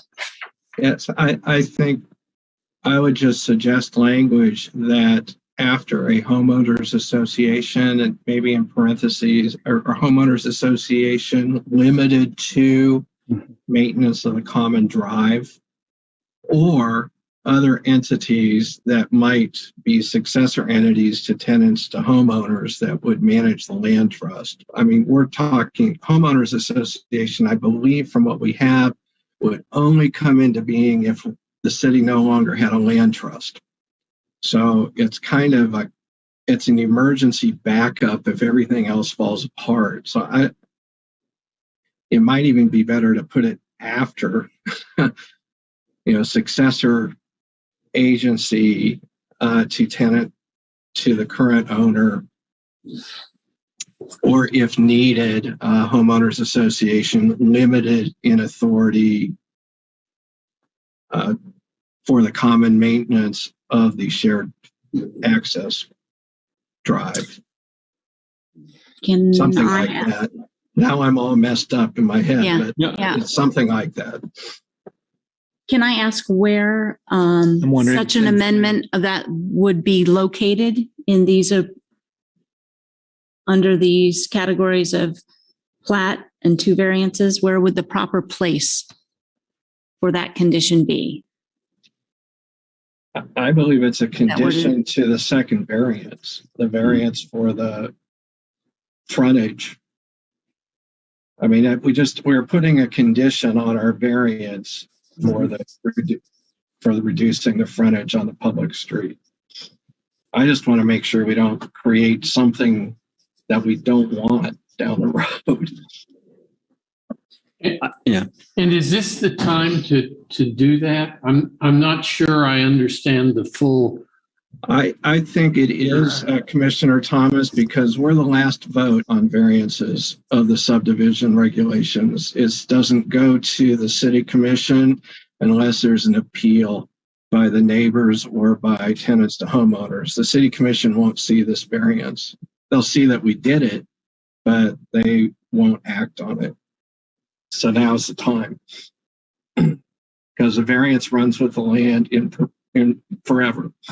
So, and the final plat won't be back in front of us, right? Correct. Final plat is an administrative approval. One question I have, and maybe this would be for Randy, unless Commissioner Carpenter, you know, but I seem to recall that homeowners associations or common interest owner sort of type organizations, there's some state statutes that describe those. And if we start toying with the scope of the authority of an HOA that would be created here, would we be running afoul of, or I guess sort of hamstringing what state law says that kind of organization would have by default? This is Randy Larkin, Deputy City Attorney. A lot of those are the state laws, restrict what a homeowners association can do. We can always restrict a little bit more. We just couldn't allow things that the state would not allow. So it would be fine. If we do have this, if we do place this condition on it in the variance, I assume this variance is going to be noted on the plat. That would be the best way of protecting and having it run forward. But I assume that the variance is going to be listed on the plat. It would be on the plat. It would run with the land, and everybody would have notice of it going forward. And that any HOA that would be created would be just for the maintenance of that common drive. And that's not atypical. We have a number of places around, maybe a swimming pool. Homeowners associations might have a little bit wider leeway in some of those situations, but there are a number of situations around the city where there are homeowners associations just for common interest or common area for maintenance. Chair, would it be okay to ask Commissioner Carpenter to run through the language that he's thinking about and then ask the applicant if they have any concerns about these new restrictions before we had a vote? Yes. Commissioner Carpenter, would you like to summarize that very quickly in a couple sentences? First, I'd like just to add a little bit my thoughts about the contractual nature of the HOAs.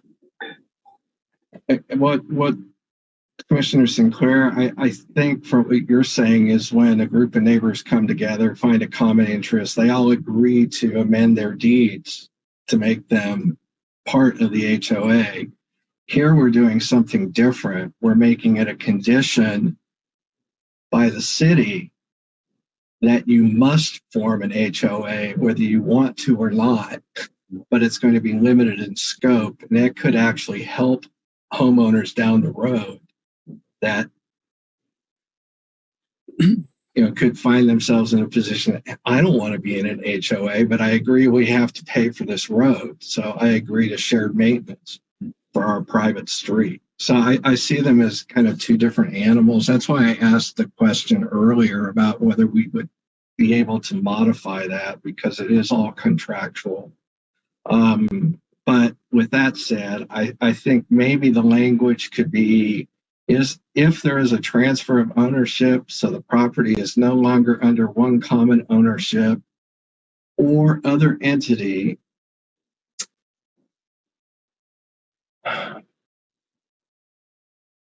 that manages a community land trust, then a homeowners association shall be formed with the limited authority to maintain the common access drive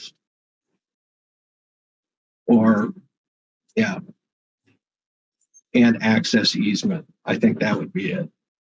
So don't make me try to say it again. I hope it's in the notes. But most of that language is in the note to be added to the preliminary and final plat, just modified a bit.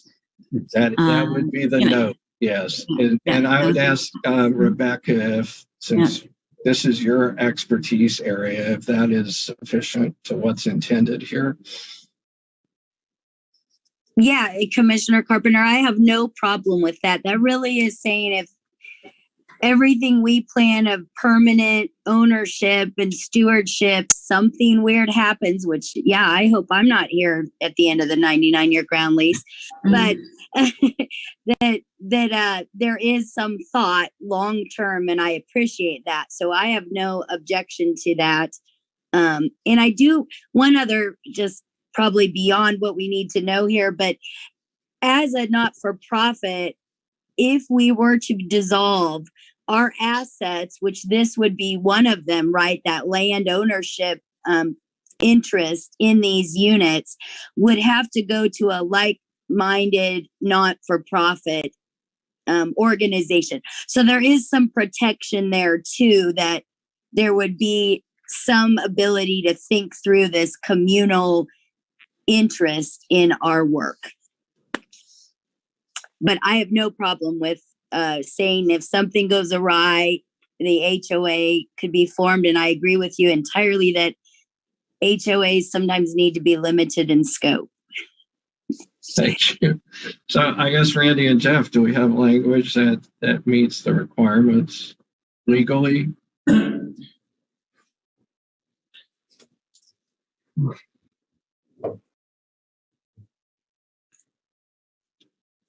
Commissioner Carpenter, I think the language I captured from your comment, I think I'm going to try and get it right here, is if the transfer of ownership or the entity to managing the land trust is changed with a limited authority, or excuse me, land trust require the establishment of the HOA with limited authority to maintain the common access drive. And access easement. I think those are slightly different. So they are. Thank you. Otherwise, we wouldn't have both in the original. So. Point of legal order, if I may. Actually, I'd like to have the commission and the staff finish up with the wording of the wording of the. Because the entity actually is the Lawrence Community Housing Trust, not Land Trust.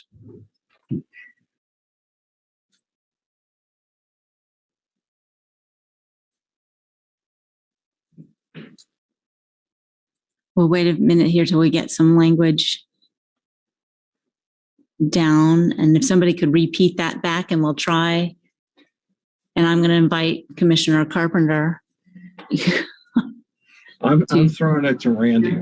So no, I meant once we have the language, I would invite you to make a motion based on that language. I think we have the intent here. We just have to make sure the language. Yeah. This is Randy Larkin, Deputy City Attorney. If the Planning Commission was so inclined, you could vote on this and we can tweak the language later. Make sure it meets whatever it is that you're wanting to do, as opposed to trying to wordsmanship it right now. Sometimes when you do that on the spur of the moment, things happen. And if we have a little time to look at it and come back to it, sometimes we can avoid errors that way. Can you suggest, Randy, then what we would say in the motion to have that accomplished? I think if Commissioner Carpenter would give direction, just pretty much what he said previously, we would take that as direction, and then we would put the language in the plat.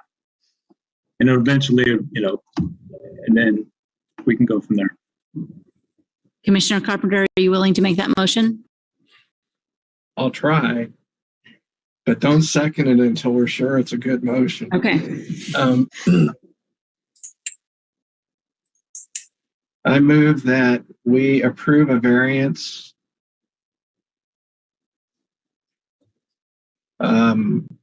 from the requirement for each lot to have frontage on a public street per section 20-810B of the subdivision regulations, subject to the following condition.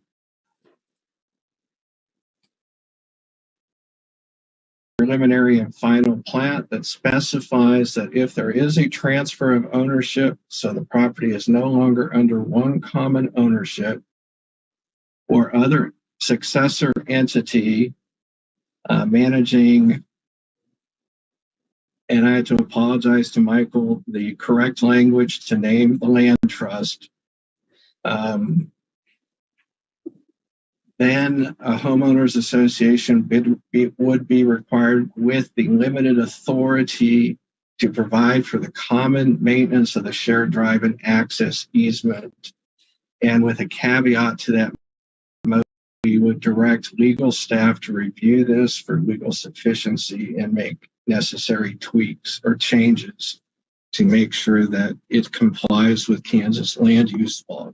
Is that something that passes muster with planning staff and Randy Larkin, our attorney? Randy Larkin, Deputy City Attorney. That was excellent. Okay. I concur. All right. So we have a motion. Do I have a second? Commissioner Rexroad. Any further discussion? Online, not seeing any. Can we have the roll call, please? Commissioner Ashworth, Yes. Commissioner Barotto, Yes. Commissioner Carpenter, Yes. Commissioner Carter, Yes. Commissioner Payton, Yes. Commissioner Rexroad, Yes. Commissioner Sinclair, Yes. Commissioner Thomas. Abstain. Motion passes 7-0-1. Thank you all. And thank you to the members of the public that were here and those commenting online. Thank you for taking us through that. Staff and Randy for getting that straight. So, and thanks again for the public comment on that. We're going to move on to try to do item number 3. And after item 3, we'll likely take a break. After item 3, if that is all right. Item 3 is to consider approving a special use permit for the expansion of a bar or lounge use located at 1340 and 1344 Tennessee Street. Catherine Wheat, planner, will be presenting that project. Good evening, commissioners. This is Catherine Wheat, planner in the Lawrence Douglas County Planning Office. Again, I'm here to present the third item on your agenda, which is a special use permit for the expansion of the bar and lounge use. You'll note there are 2 addresses associated with 1340 and 1344 Tennessee. That's because it is one lot, one property. However, this SUP action pertains to the address 1344 Tennessee Street, just so you're aware that it's one structure on a 2-structure or a multi-structure parcel. Again, this is for the expansion of a bar and lounge use.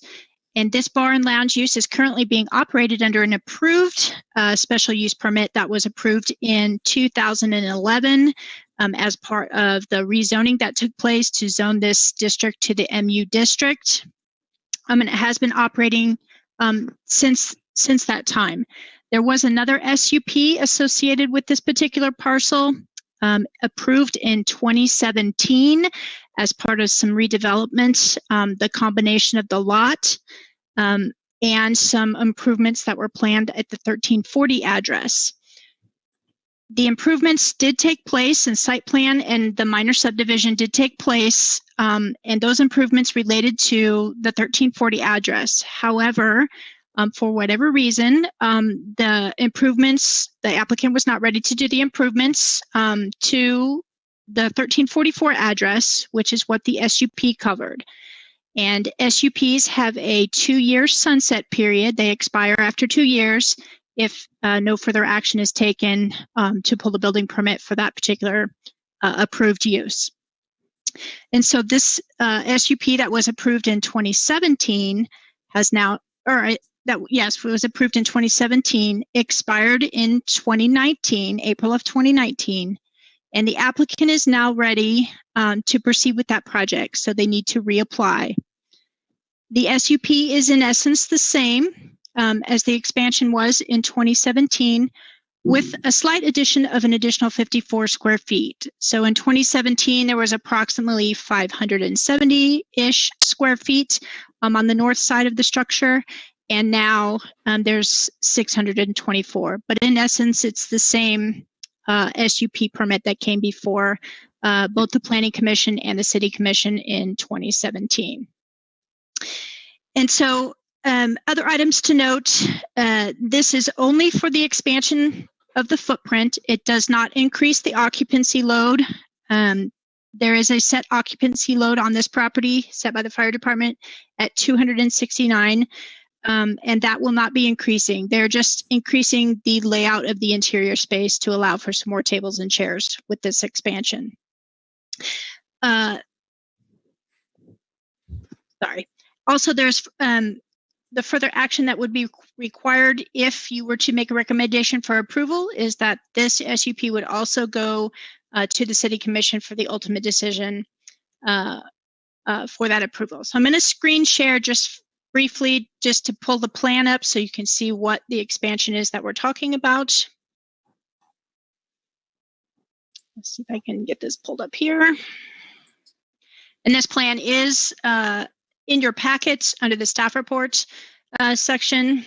And as you can see, there's two addresses on the property here. 1340 is the north, 1344 is the current bar and lounge use. And the expansion is this shaded area kind of between the two existing structures. And that's what we're talking about. In 2017, the shaded area kind of stopped here to the west a little bit more, and they're pushing it out just a little bit more to the west, but in essence, it is a very similar addition to what was approved in 2017. So in analyzing all of the criteria, staff is making a recommendation for you to send a recommendation of approval to the City Commission. And I would be happy to go over, if you have any questions about the criteria for review, I would be happy to answer questions or give any clarifications if you should need them. And I do believe the applicant is here. So if you have questions for the applicant, they are present and can answer them as well. Thank you, Catherine. Paul Werner is on the line for the applicant. Good evening, everybody.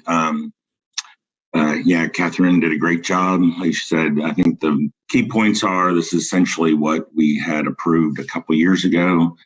At that time, they just weren't ready to pull the trigger and do the expansion. So we're going back through the process. It is essentially the same plan. It does, I think the key is just what was said, that we're not expanding the occupancy inside. It just allows more seating and lets the same 95 people spread out a little bit more inside. So, I mean, we're excited about it. It's doing well. So we just look for your support and hope to get started in a few months. So happy to answer any questions. Thank you. Thank you. Now we'll ask if there's any public comment. We'll start with anybody in the room. Is anybody here present to speak on this item?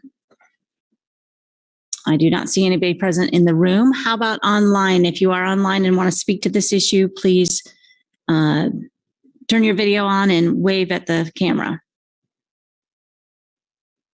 Okay, not seeing anybody for public comment. We'll bring it back to the commission for discussion.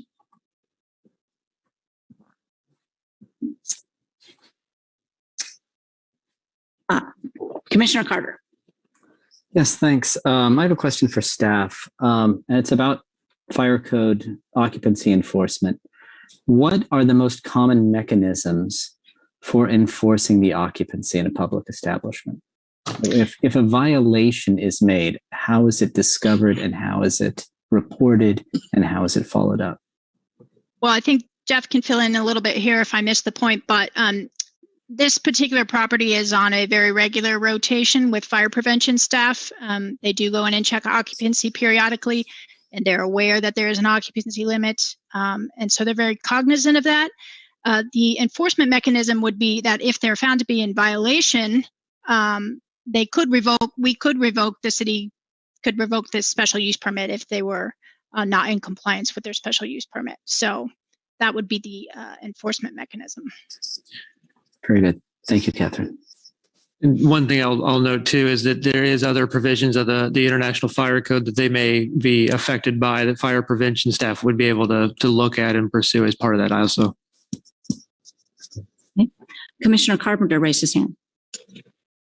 Yeah, I remember this last time it was here. Maybe the only one on the commission that was here then.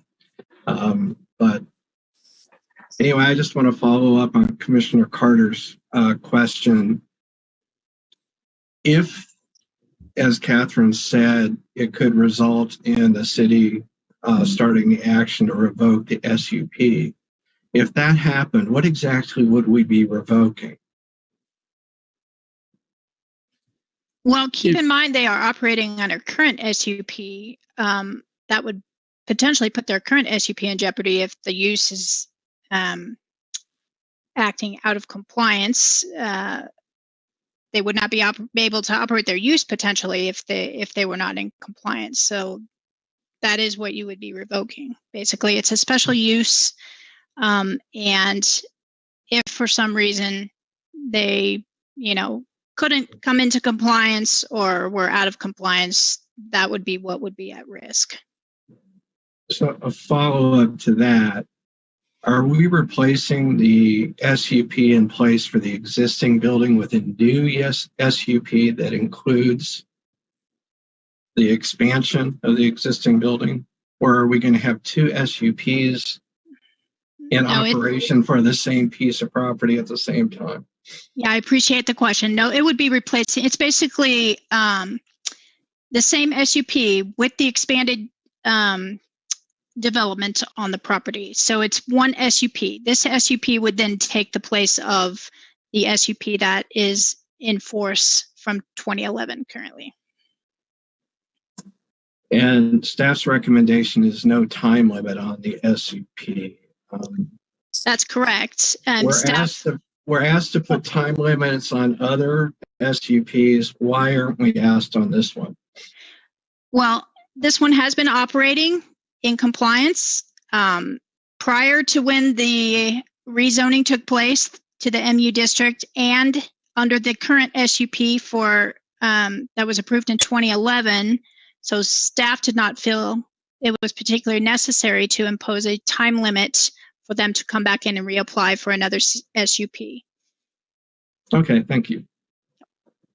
Mr. Warner, you had a response to that? Yes, I think it's fair to say, when we submit a plan, it goes to, 35 different people, 40 different people. I'm not aware, some bar owners would probably suggest they probably are unfairly picked out on reviews of their occupancy, for the lack of a better word. I mean, the fire department visits these places, I don't want to say every Thursday, Friday, and Saturday, but quite frequently. And they certainly leave restaurants, for the most part, out of the mix.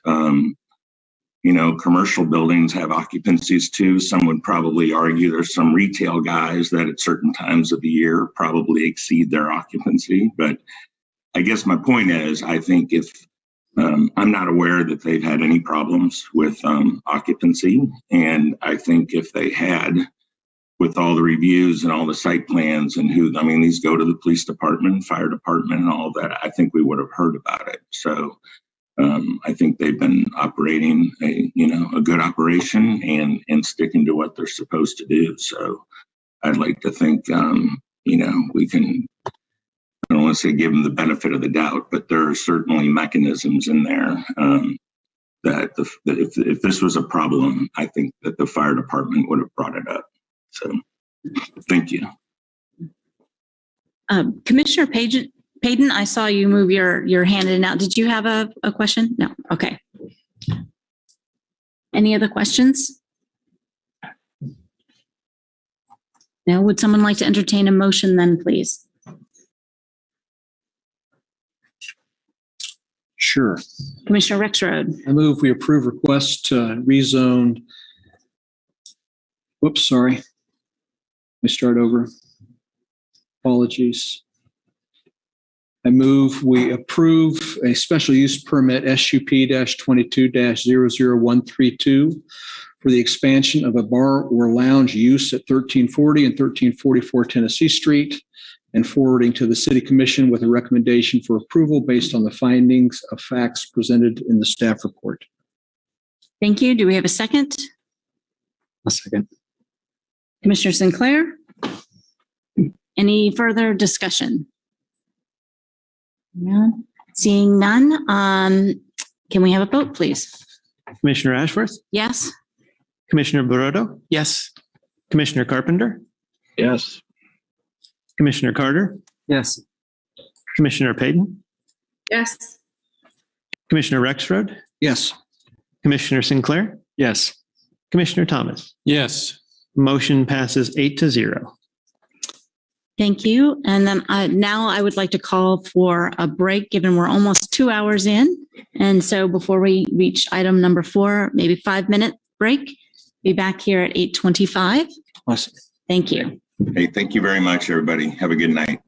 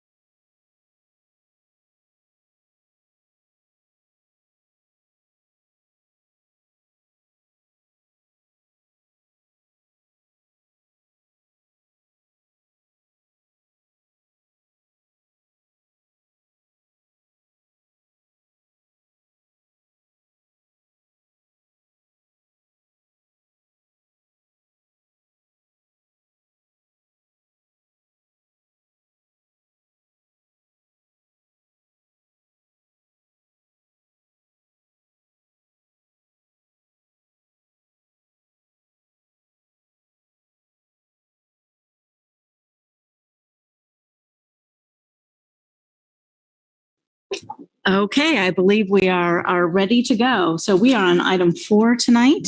We are going to consider approving a special use permit to establish an active recreation use in the open space zoning district.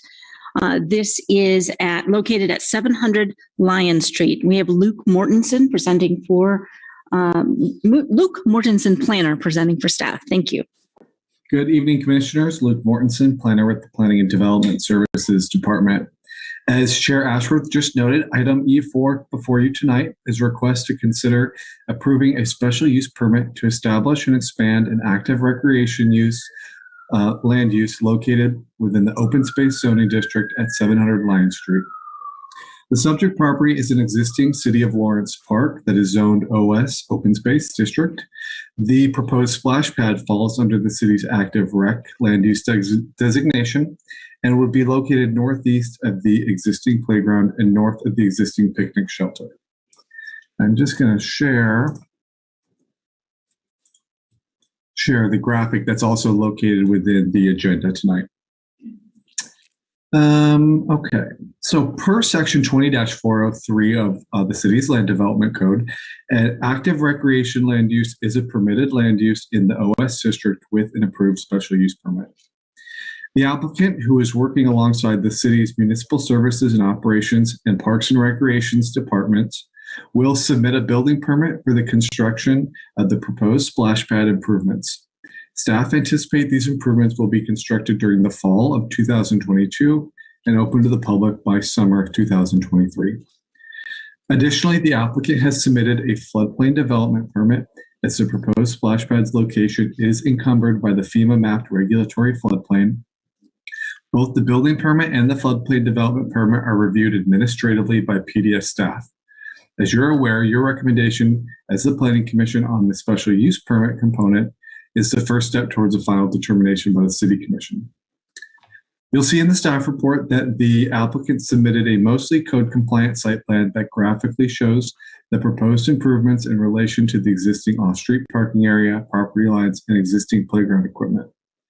This spray park would function similarly to the previously approved Burroughs Creek Park splash pad with the same or similar equipment. Treated splash pad water will be filtered and recirculated within an internal loop system to reduce water usage. As I mentioned earlier, the proposed splash pad is encumbered by the FEMA mapped regulatory floodplain. Following this SUP process, staff will review the proposed floodplain development permit against Article 12 of our code. And so similar to the Burroughs Creek splash pad, it will be designed and constructed such that the rain and flood waters, if there are any, will be diverted from the splash pad and the sanitary sewer system via site grading and a 3-inch rain diverter. Floodwaters will be directed to swales and ditches for absorption back into the ground, as is common in North Lawrence. The applicant has submitted a site plan. You're looking at the first page of it. And materials that mostly satisfy the standards for establishing this special use as outlined by Article 13 of the Code.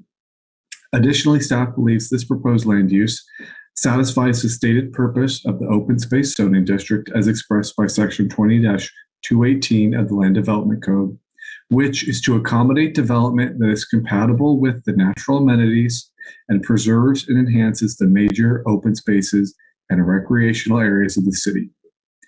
Additionally, Lions Park is already home to existing active recreation uses that include baseball diamonds, tennis, pickleball, and basketball courts, existing playground equipment, and a picnic shelter. This proposed splash pad would function as an extension of these existing active recreation uses, and the park has sufficient off-street parking to support the anticipated user load. This proposed special use permit addresses the replacement of the playground equipment and picnic shelter. However, those improvements will not be made at this time and will be handled at a future date with a separate and future building permit. Staff has received one neighbor communication regarding this proposed land use, and it's included in the agenda materials. Staff does not recommend a time limit on this special use permit, as this is city-owned and operated infrastructure and will be maintained by the Parks and Recreation and Municipal Services and Operations departments. Normally, staff like to present a completed and approved site plan. However, there are some recommended conditions with this proposed special use permit. These proposed conditions ensure the applicant submit that code-compliant plan and specifically reference street trees and requiring a final city surveyor review and approval of some of the public improvements components, specifically the walkways throughout the property. With that, I will wrap up and by recommending approval of this proposed special use permit to permit the establishment of an active recreation use, the splash pad, replacement and relocation of existing play apparatus, and replacement of existing picnic shelter located at 700 Lion Street, subject to the conditions listed in the staff report. As always, I can stand for questions. I believe our applicant, oh, yep, I see Brian. So our applicant is with us tonight and he can answer questions as well.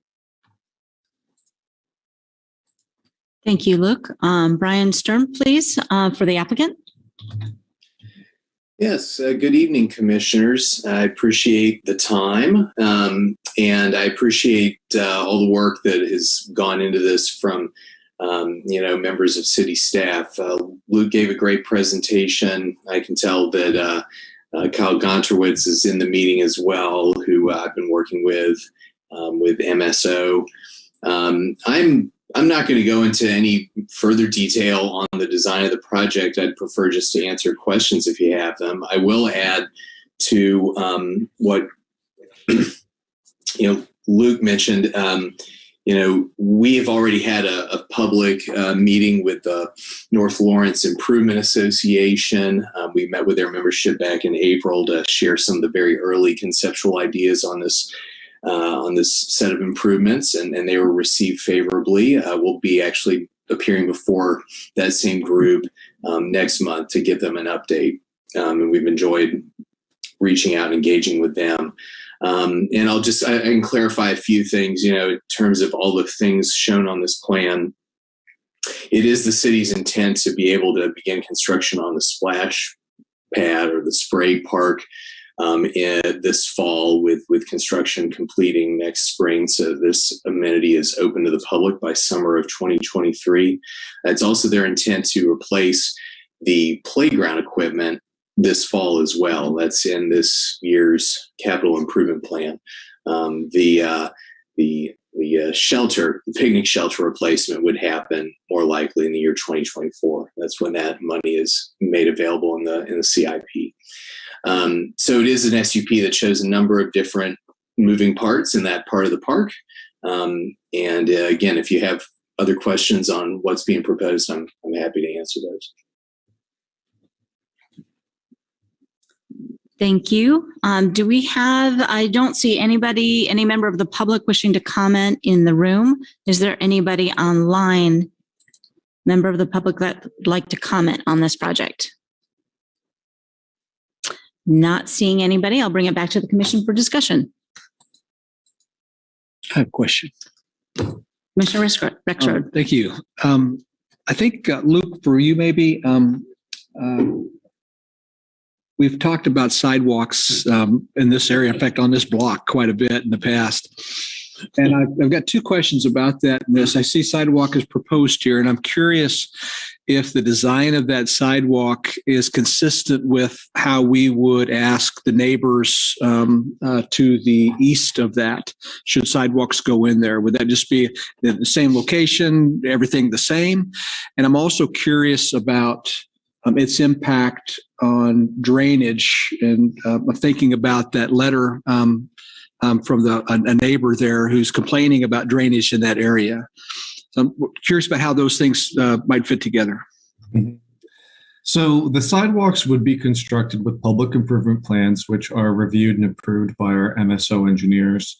As far as the kind of more curvilinear nature of it, I believe that's to take advantage of some existing walkways that are in the park. I'm not sure if we're quite at that level yet of, or if I can speak to that, how they would feel about that curvilinear nature. I know when we brought this a number of weeks ago to a kind of an introductory staff meeting, they were more concerned with getting sidewalk in the first place with this project. than the exact alignment at that moment. That is a little bit different in that the sidewalk would come up onto the property and then drop back into the right of way. That is less standard than when the sidewalk is just in the right of way. Yeah. As far as the drainage goes, yes, that neighbor's concern was kind of more about North Lawrence drainage in general. And I did reach out to both our city stormwater engineer, Matt Bond, and then Kyle Gonterance, the MSO engineer who's assigned to this project. And there aren't really any large scale, CIP level or longer term initiatives that were discussed with me today about drainage in North Lawrence. As I'm sure all of you are aware, that stormwater drainage is handled sometimes underground, sometimes in those swales and ditches. It is a little bit of both. The city has made efforts both by acquiring parcels of land and then making improvements to pump stations in North Lawrence that aim to move that water more efficiently. But they felt confident with the way that the site graded to those swales and ditches that the floodwaters would be reabsorbed back into the earth's surface properly. I'll make one note about the floodplain in North Lawrence. It's zone AH, which is floodplain with characteristics of ponding. And so it's going to be less of your fast-moving, rapid rise, rapid fall floodplain stormwaters that you might see near Burroughs Creek, and more of a ponding type situation, which works with those swales, and that's kind of how it has time to absorb back into the surface of the earth. So hopefully that covers it. Hopefully that answers your question. Thank you. Other questions? Being online. So just to follow up with that question about the drainage and the flooding. So the property immediately to the east on the street, on Lion Street, that would not experience any additional runoff into their yard due to this development. That's correct. So as part of the floodplain development permit, we are going to be calculating the addition in impervious surface. And so for non-residential land uses, they are limited to no more than 60% of the area that's encumbered by the floodplain can be impervious. And so that's if they don't meet that number, we wouldn't be able to approve the floodplain development permit and then subsequently any of the remaining permits.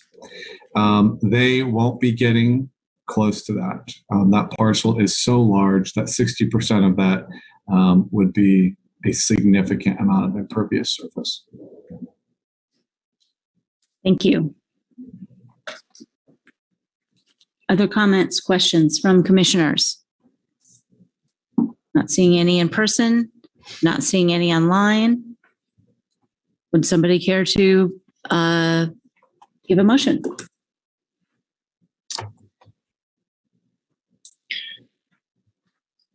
Okay. All right, Commissioner Rexroad. I'm happy to share. So let me see. This is we have conditions here. I'd make a motion that we approve special use permit SUP-22-00135 to permit the establishment of an active recreation use Lions Park splash pad, replacement and relocation of existing play apparatus, and replacement of existing picnic shelter located at 700 Lion Street, subject to the conditions in the staff report. Good. Any seconds? Do I have a second? Commissioner Sinclair. Any further discussion on this matter? Commissioner Sinclair. I would just note, just on the record, I think this is an amazing project, and I am so happy that it's slated for North Lawrence. I think they deserve something cool like this over there. Something that I wish my daughter could take advantage of if it wasn't that we were moving. Yeah. Yes. And on that note, I'd like to say, just as I like to touch base with Plan 2040, this is part of walkable, livable neighborhoods for Plan 2040. So it's good to see that. So So I guess we'll call for a roll, please. Commissioner Ashworth, Yes? Commissioner Baroto, Yes. Commissioner Carpenter, Yes. Commissioner Carter, Yes. Commissioner Payton, Yes. Commissioner Rexroad, Yes. Commissioner Sinclair, Yes. Commissioner Thomas. Yes. Motion passes 8-0. All right, thank you all. The next few items on the agenda, 5 and 6, will be taken together. That is to consider approving a request to rezone approximately 0.6 acres from office commercials or commercial strip, along with the associated variances. And Kyle Kobe will be presenting this project. Chair, if I may. We actually have Sandy Day will be presenting item 6 for the variance. For the variance, I'm sorry. So Kyle Kobe for the rezone. Thank you very much, Kyle Kobe with Plat. So this application, which was submitted along with minor subdivision application just referenced, MS 22-00130, is intended to facilitate development of an administrative and professional office use. Approval of the minor subdivision without this corresponding rezoning would result in a split zone lot.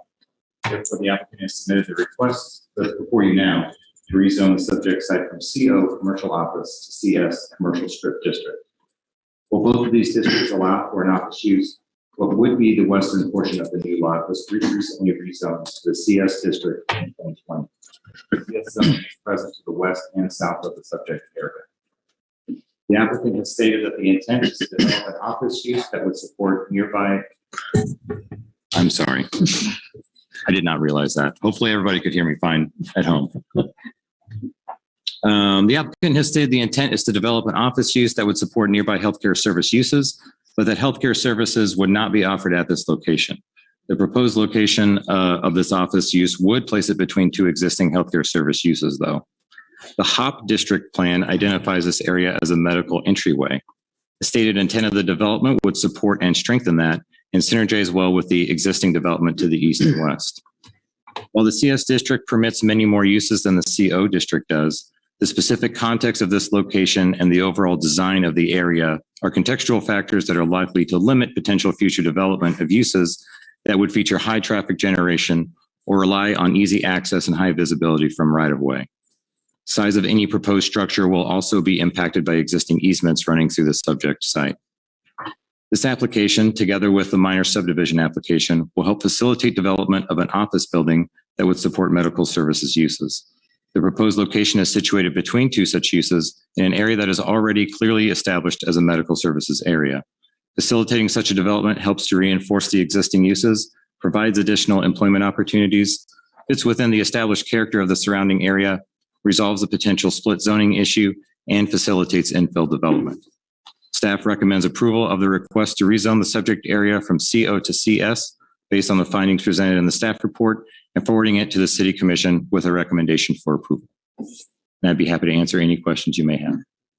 And the applicant is here tonight. Thank you. And now that I see the outline here, would it be best to go ahead and continue with the rezoning or have Sandy Day present the variances along? I think it would be appropriate to consider the zoning first and then move to the variance request that's associated with minor subdivision. Okay, so we will then turn to the applicant. Is the applicant here tonight? David Hamby? Yes, I do see him online. Yes, thank you. Again, I appreciate staff's work on this and Kyle and Sandy's work on this. I don't really have anything to add. I think the staff report's pretty clear. We're trying to resolve some issues with the split zoning and make it consistent with what's been shown up there. So I'd be happy to answer any questions you might have. All right. Do we have anybody? There's no one in the commission room for public comment. Is there anybody online that would like to comment on this project? Not seeing anybody. I'll bring it back to the commission for discussion.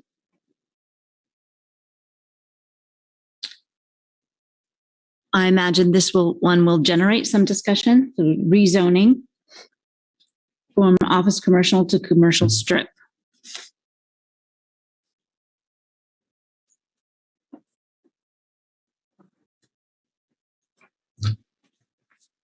There's a number of changes or potential changes in use for this property.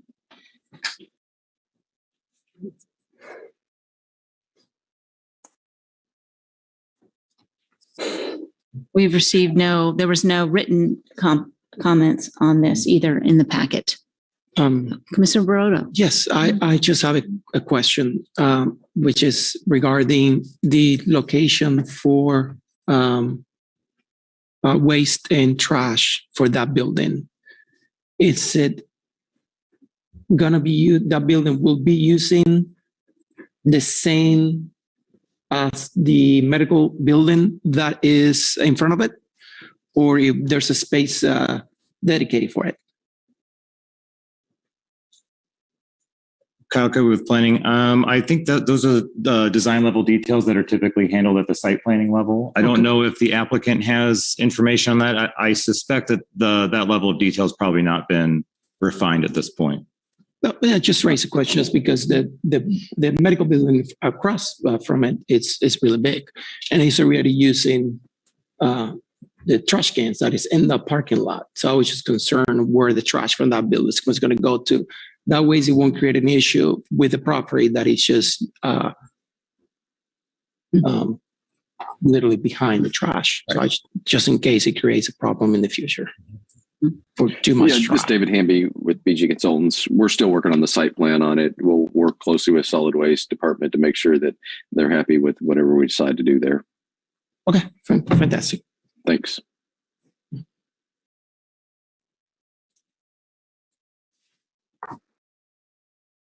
Any comments from commissioners? Anybody have any questions about the change in use list?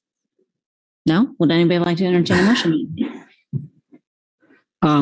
Yeah, sorry, David here. I'm just trying to figure out, if I may, how to frame my question. Because there's some things about just the fundamental report that I'm not quite following. And it has to do with, not exactly split zoning, but I understand that the properties to the west are CS and the property in question is CO, but it's not entirely clear to me why that's a problem given the desired uses. I think Kyle's phrasing was that there were uses that were permitted under CS that were not under CO, but it's like twice as many. It seems to me like a vastly different profile of uses. Yes, it's inclusive, but I mean, it's not quite clear to me how this enhances the prescribed character of this area as a medical gateway. Kyle Kobe with planning. I think to address the split zoning component, let me share my screen very quickly.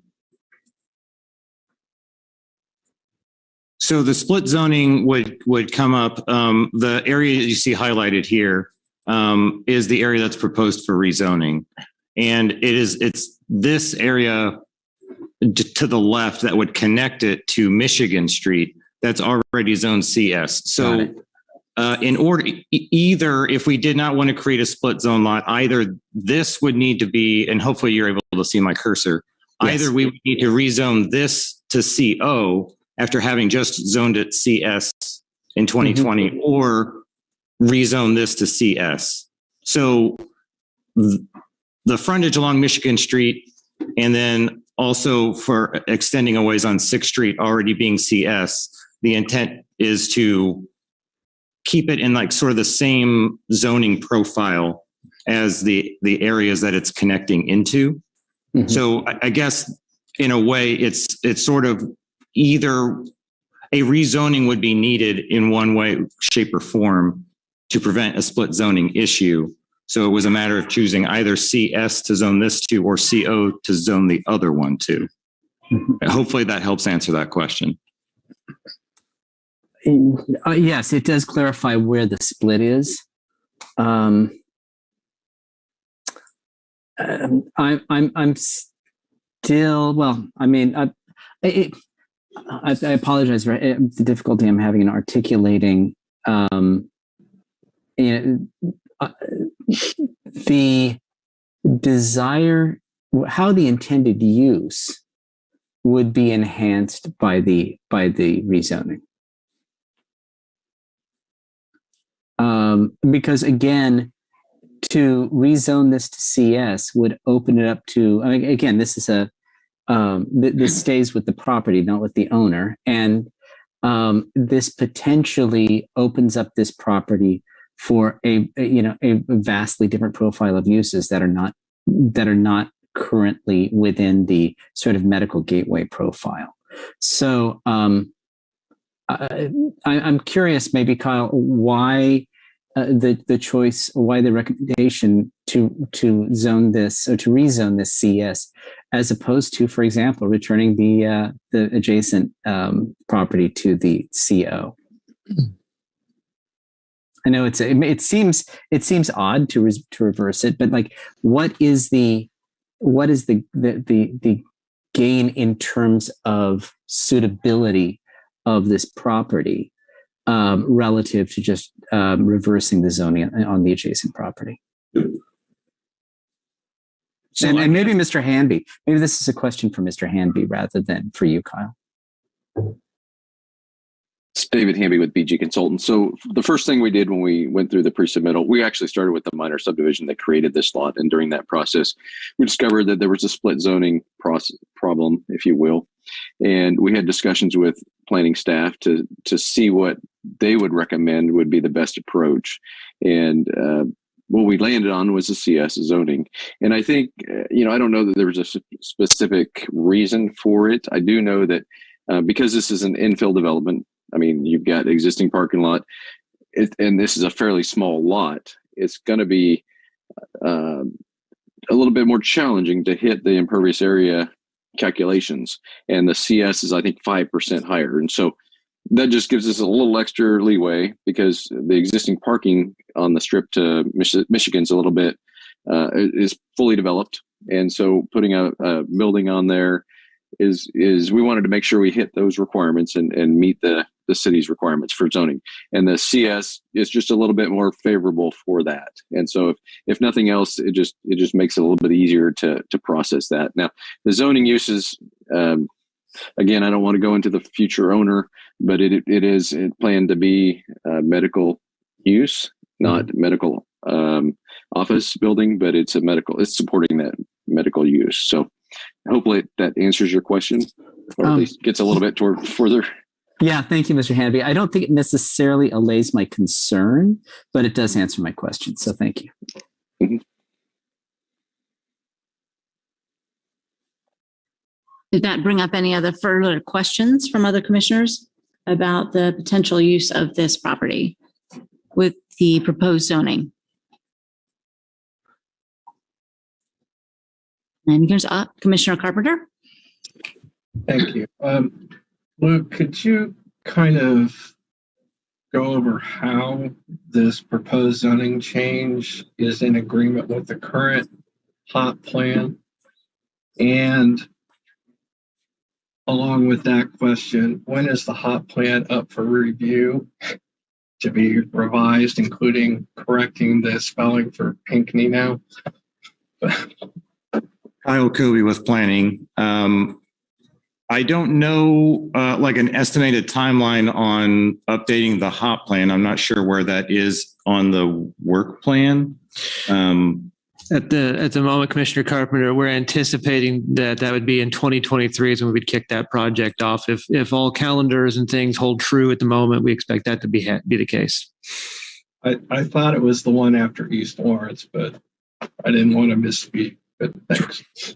But how does this zoning request comply with the current HOP plan? So I don't know.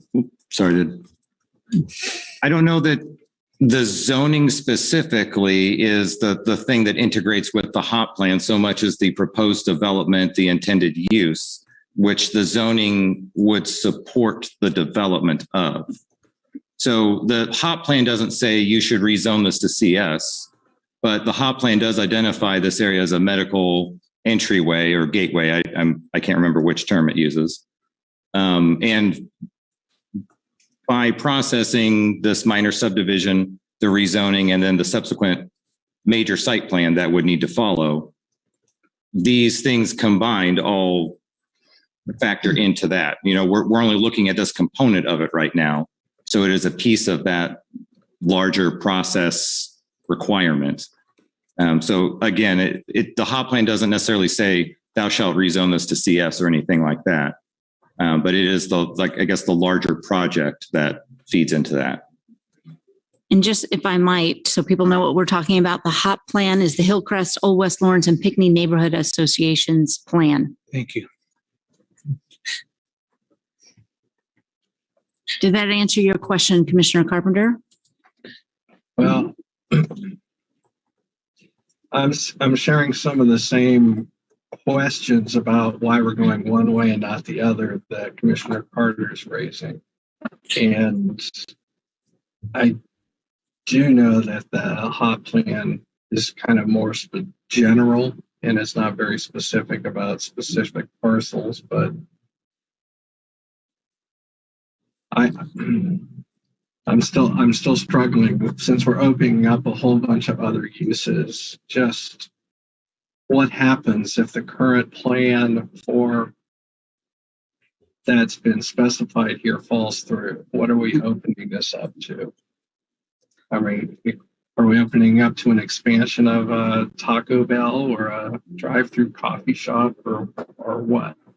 Is that a possibility if the current plan falls through and we have the rezone?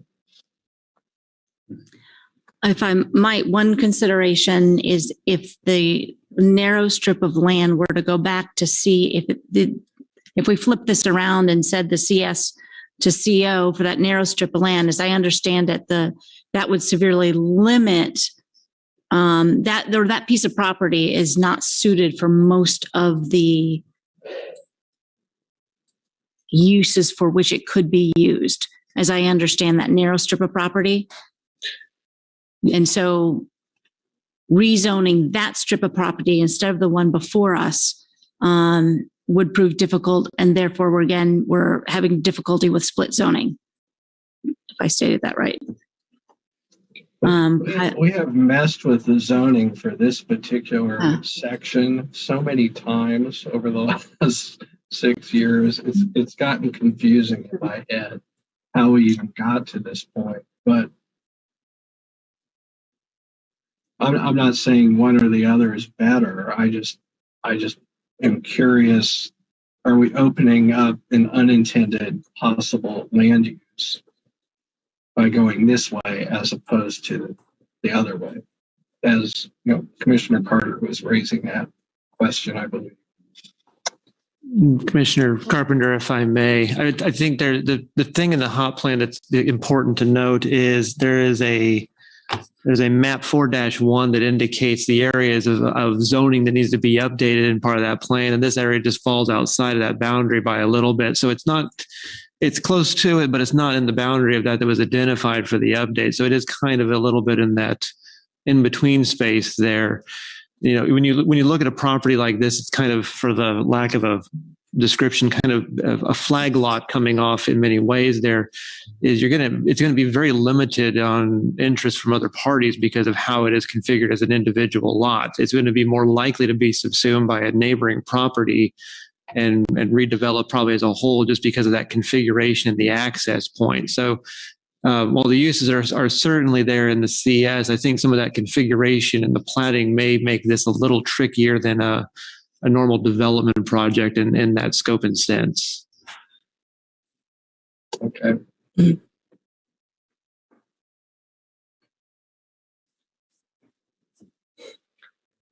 So there are some concerns of our Commissioner Carter's and Commissioner Carpenter's concerns about potential uses for this allayed, or does anybody else have any concerns about the types of uses that come with the CS zoning in that location? Is there anything particular you're worried about, Commissioner Carpenter and Commissioner Carter, in the CS zoning that you wouldn't think would be appropriate for that location? Well, yeah, Commissioner Carter here. I mean, when I look at the uses, there are a whole lot, there are several that I think are not necessarily appropriate. But I mean, but if they're allowed, if they are by right with a CS with CS zoning, I'm concerned. I'm not worried, but I'm concerned about how these kinds of things evolve. I'm sensitive to the applicant's reasoning, but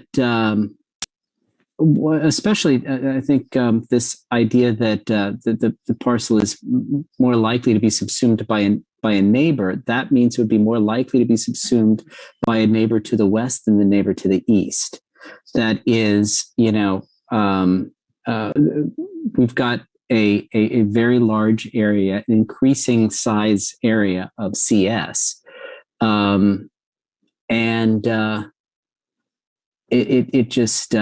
It opens itself up to a very large commercial development that's not necessarily medically oriented. And again, that may not be other people's concerns, but it just doesn't seem to fall in line with the rationale for making this a medical establishment. So, I'm probably, perhaps, and I hope that I'm in the minority here, and that's just my concern and not the general commission's concern. But I'm having difficulty supporting this rezoning. Commissioner Sinclair. I guess a question for Commissioner Carpenter, since he's I feel like the commission's expert on conditional zoning. I mean, would this be an appropriate instance to restrict some of the uses that are normally allowed under the CS to get to a point of passing this one? I think the short answer in my mind is no. I don't think it would meet the criteria that's in the code right now, because we can address this in other ways. It's not our last option. So I guess I would follow up with a question to Mr. Hamby. Just what type of zoning is needed for the anticipated use by the unknown property user? I mean, without telling us anything about that, but does this person need one type of zoning over the other in order to build what's being represented in the application here? David Hamby, BG Consultants. So, I've mentioned the use. It's an administrative office building. That's what the use is. So I know both of those were covered in there. The key timing, I think this project's under contract. And so it may be closing in the next, few weeks. I don't have a solid time on that, but I know it's in agreement. And so that's my biggest concern is the effect of the timing on any changes you make here. So I don't think the CO's a zoning that wouldn't work. However, we went down the path based on what recommendations of city staff. And so, hopefully we're not stuck back, 3 months.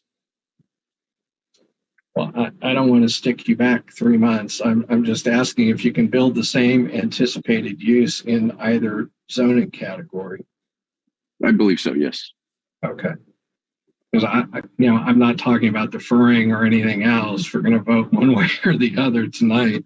Right. And you can still proceed with your project. It appears we're just talking right now, it seems, about long-term, under our current code at least, what could happen in these commercial type zoning categories. Because again, these could all change over the next 3 years, and who knows. And then we'd be grandfathered in with what we're doing here tonight. So I guess a lot of this is just hypothetical on the part of Commissioner Carter and me right now. Can I also ask staff, is there any changes with the next part? Would this change the next item variances, depending on whether this was remain CO or was changed to CS. Would that change the variance? Sandy Day planning. Yes, the changes in the zoning are do have a direct link to at least one of the variances, and I can give you a little preview of that. The configuration of the lot is definitely part of the discussion that we had with the applicant early on about the zoning. If you look at Article 6, the density and dimensional standards of the code, and this is related to the variance, it requires for new CS lots, which is what we're potentially talking about, the required frontage along public street, so that's the Michigan Street, requires to be 100 feet. Well, the configuration of this property does not physically have that space. So that is one of the items. By converting that flagpole of the flag lot to the CO district, they would not be required to meet that wider lot width requirement at the street, because the CO district does allow you to have that narrower lot, only 50 feet. So that variance would go away.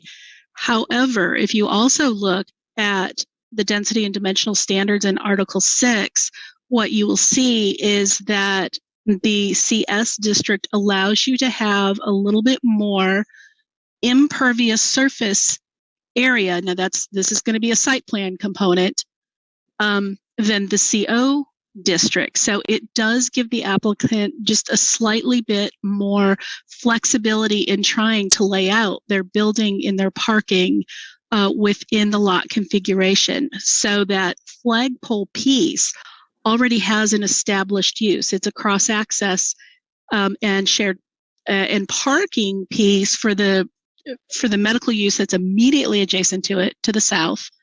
And then there will probably also ultimately be cross access flowing, from Michigan Street through this lot, through the property that's at the corner of 6th and Main. So there are a lot of integrally related components of this project. It's an unusually shaped lot, so it's an unusual circumstance. And we did go back and forth quite a bit with the applicant. I sat in on the pre-submittal, so I have that history that Kyle probably did not, talking back and forth about CO versus CS. While technically the use is allowed, the configuration of the lot does make it a little bit more challenging to develop. So there are definitely some constraints in the property, in the configuration, based on the development pattern that exists that's unlikely to, the cell tower, the little cutout of the lot on the north side, that's in response to that piece. The configuration of the bulk of lot 2 where the new development would be is, again, kind of this piece of where do we place a building, where do we get the required setbacks. So it does offer a bit more flexibility than the CO district would have by converting it all to CO. Thank you, Sandy. I think that preview helps put this in the larger context. Commissioner Rexroad. Sure. Just a thought. I listening carefully and appreciate Commissioner Carter's and Commissioner Carpenter's thinking on this, and I think I would agree about the concern if this were CS in an island, if this was a change, if there's nothing else around that was consistent. But the fact is there's CS adjacent to it. There's CS in other parts of this area. So I think that the risk of transforming the area, for me anyway, the risk of transforming that area into something totally different is less because of that.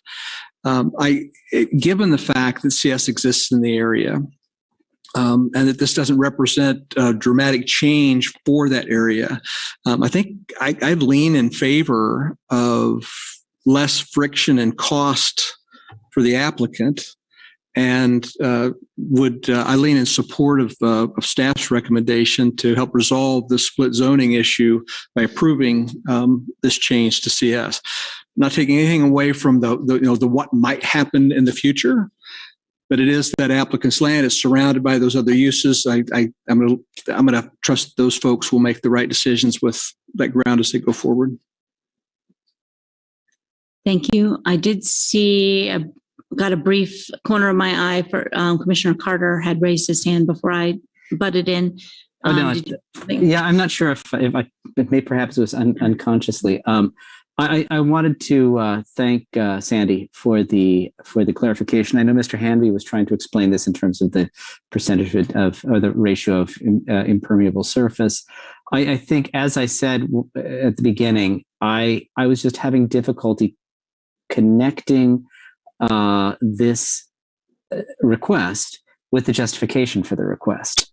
And I think, Commissioner Rexford's observation about, the prevalence of CS is also well taken. It's not like this is, it's not like even a future commercial development would destroy the character of the area. I'm just I was trying to find that logical connection. I think I'm satisfied, and with that explanation, I think I can go ahead and support this. Okay, thank you. Other comments? I would have to agree with staff's careful consideration going back and forth between CO and CS and thinking of all the complications for this property. I too would support staff's recommendation.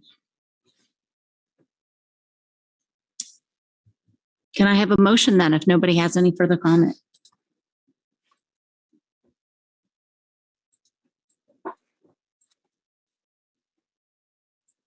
Sure. Okay, Commissioner Rexford. Luke. I could make a motion if no one else has any other comments or questions. Please do. Okay. I move that we approve the request to rezone approximately 0.6 acres from CO district to CS district based on the findings presented in the staff report and forwarded on to the City Commission with the recommendation for approval. Thank you. We have second. Second. Commissioner Rexroad. Any further discussion? Seeing none, call for the vote. Commissioner Ashworth? Yes. Commissioner Baroto? Yes. Commissioner Carpenter? Yes. Commissioner Carter? Yes. Commissioner Payton? Yes. Commissioner Rexroad? Yes. Commissioner Sinclair? Yes. Commissioner Thomas? Yes. Motion passes 8-0. Thank you. And now we'll move on to the associated variance with this project. Item 6, consider approving variances related to the lot width and street right-of-way associated with the project at 532 Michigan Street and 1112 West 6th Street. And we've Sandy's already given us spoilers on this one. So we'll go ahead and let Sandy Day complete her presentation. Thank you. Thank you, Sandy Day, planning staff. So as you mentioned, there are 2 specific variances that go along with this project. The component that we are considering is related to the minor subdivision, which is actually an item that's not especially before you. Minor subdivisions are administrative except for the components of variances that do require planning commission action. The review of this project really kind of assumes that the CS has been approved, even though you've kind of conceptually approved the zoning at this point and requires additional city commission action. But the review it takes into context as if the CS zoning were approved for this. The 2 variances, the first one that I previewed for you, what has to do with the lot width, the 50 feet of that flag portion of the lot that Kyle was kind of highlighting on his previous graphic. And if you want to look at page 5 of the staff report for the variance request, that's kind of the document I'm speaking to at the moment. As I mentioned, that lot is only 50 feet wide. That is reflective of what the original subdivision plats were for that area. And as I mentioned, with the adoption of the Land Development Code in 2006, when you plat new CS lots, you're required to have 100 feet of right-of-way. And that's really kind of it goes back to that part of that discussion about anticipating, a more modern kind of commercial development. And that's really not what we're working with here. We're working within the fabric of an existing developed environment, in that fabric of the neighborhood within there. So there are a number of different limiting factors. So that particular variance really affects just that lot number 2. The other variance has to do with the width of West 6th Street, which is a principal arterial street. This is a topic we've talked about many, many times, that the Land Development Code in 2006 established a minimum right-of-way for principal arterial streets of 150 feet. West 6th Street, like many of our principal arterial streets, were not constructed or dedicated with that amount of right-of-way. There are no plans to widen West 6th Street. There is no indication through the review process that additional right-of-way was needed or required for this segment. The dedication of that additional right-of-way would actually impact the existing building that is on Lot 1. And there is kind of a fairness piece, because this exact same variance along this exact same segment of street has been granted. This is one of the pieces that we know needs to be addressed, that we will be bringing up with the new code. So that's why we haven't brought forward a text amendment to the subdivision regulations. So for all of those reasons, the hardship, the compatibility, and that the public health, safety, and welfare will continue to be protected for both of these variances with this project, staff is supportive of the variances. I'm happy to answer any questions that you may have. And again, I think the applicant is still on the line. I'm not sure. Yes, he is. David Hamby, would you care to comment on this particular application? Sure. David Hamby, BG Consultants. Again, we work closely with Sandy, and so we support the request. If I'd be happy to answer any questions. Again, these are variances that we've had granted before and are very similar, have been granted in similar situations in the past. So thank you. Thank you. There is no one here in the commission room to comment on this. Is there anybody online to comment on this item from the public?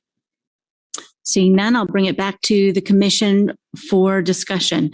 And one quick question though, unlike the previous item, these two variances we can vote with one. We can have one vote on both these variances, as it looks like in the packet.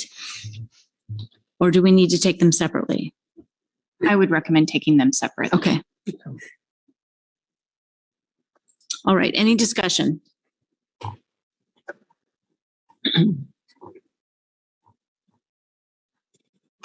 Any discussion? I'm looking online.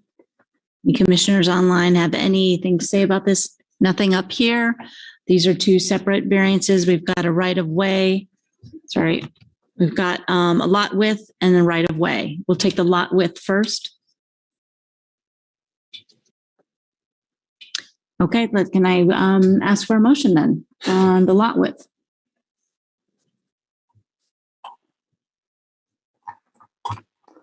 David Carter, if I may, I'd like to move that we approve the variance from section 20-810A2 and section 20-810E5 of the subdivision regulations to allow the minor subdivision Lawrence Medical Plaza number 4 MS 22-00130 to reduce the lot width of proposed lot 2 to 50 feet.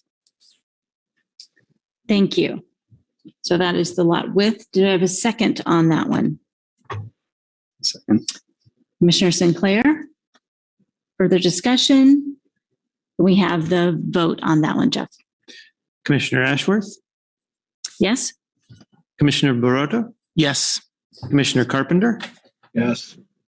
Commissioner Carter, Yes. Commissioner Payton, Yes. Commissioner Rexroad, Yes. Commissioner Sinclair, Yes. Commissioner Thomas. Yes. Motion passes 8-0. Okay, and for the second vote, that would be that same language, but changing that to the right of way. Does anybody care to make a motion for the right of way variance? I'll be happy to make the motion. Thank you, Commissioner. If no one Carter. else is going to fight me for it. One question, may I move to approve the variance for the right of way with requirement for West 6th Street from 150 feet to 100 feet for the same property? Or do I need to repeat everything from the previous motion? Anyone? That's a question for staff, I think. Yeah. I think we'd need to repeat. Okay, Here we go. I move that we approve the variance from section 20-810A2 and section 20-810E5 of the subdivision regulations to allow the minor subdivision, Lawrence Medical Plaza number 4, MS-22-00130, to reduce the right-of-way requirement for West 6th Street from 150 feet to 100 feet. Excellent. Can I have a second, please? Second. Commissioner Sinclair, any further discussion? Seeing none, can we have the vote, please? Commissioner Ashworth, Yes? Commissioner Barota, Yes. Commissioner Carpenter, Yes. Commissioner Carter, Yes. Commissioner Payton, Yes. Commissioner Rexroad, Yes. Commissioner Sinclair, Yes. Commissioner Thomas. Yes. Motion passes 8-0. Wonderful. That concludes the regular agenda for the evening. But we have some miscellaneous business to take care of. First up is the consideration of initiation of a text amendment to the zoning and land use restrictions, regulations for Douglas County that would add the newly created solar energy conversion systems and limited scale solar energy conversion systems to the permitted use table. And Mary Miller will be presenting that text amendment. Good evening, commissioners. We did go through quite a bit of work on the solar energy conversion system standards, but we neglected to actually add them back into the permitted use table. So at the present time, until we get that added, the uses would be permitted in any district if a conditional use permit were approved. So we're asking to initiate this amendment so we can designate which districts a conditional use permit would be required, which districts the use may not be permitted at all, and if there are any districts that would be permitted with site planning rather than a conditional use permit. So that'll be our next step, just of correcting that oversight, and that would be the purpose of this text amendment.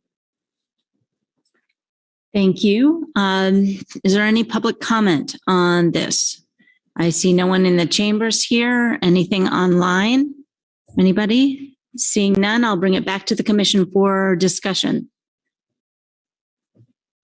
So any discussion about this particular item? Commissioner Carpenter. Okay, that's egg on all our faces. But this is the step between what we did and somebody being able to submit their first request to make use of those. So unless anybody else has any comments, this is just cleanup. And I know who should second this motion.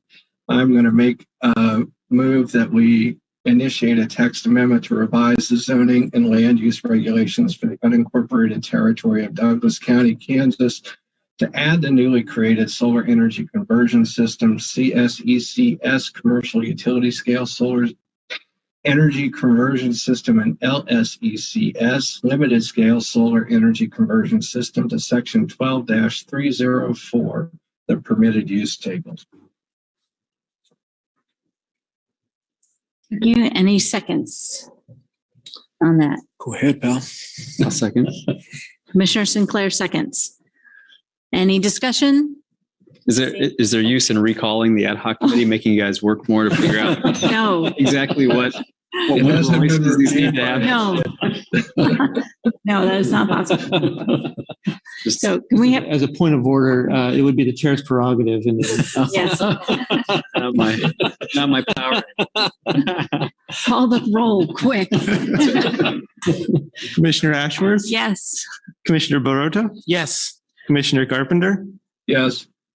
Commissioner Carter? Yes. Commissioner Payton? Yes. Commissioner Rexroad? Yes. Commissioner Sinclair? Yes.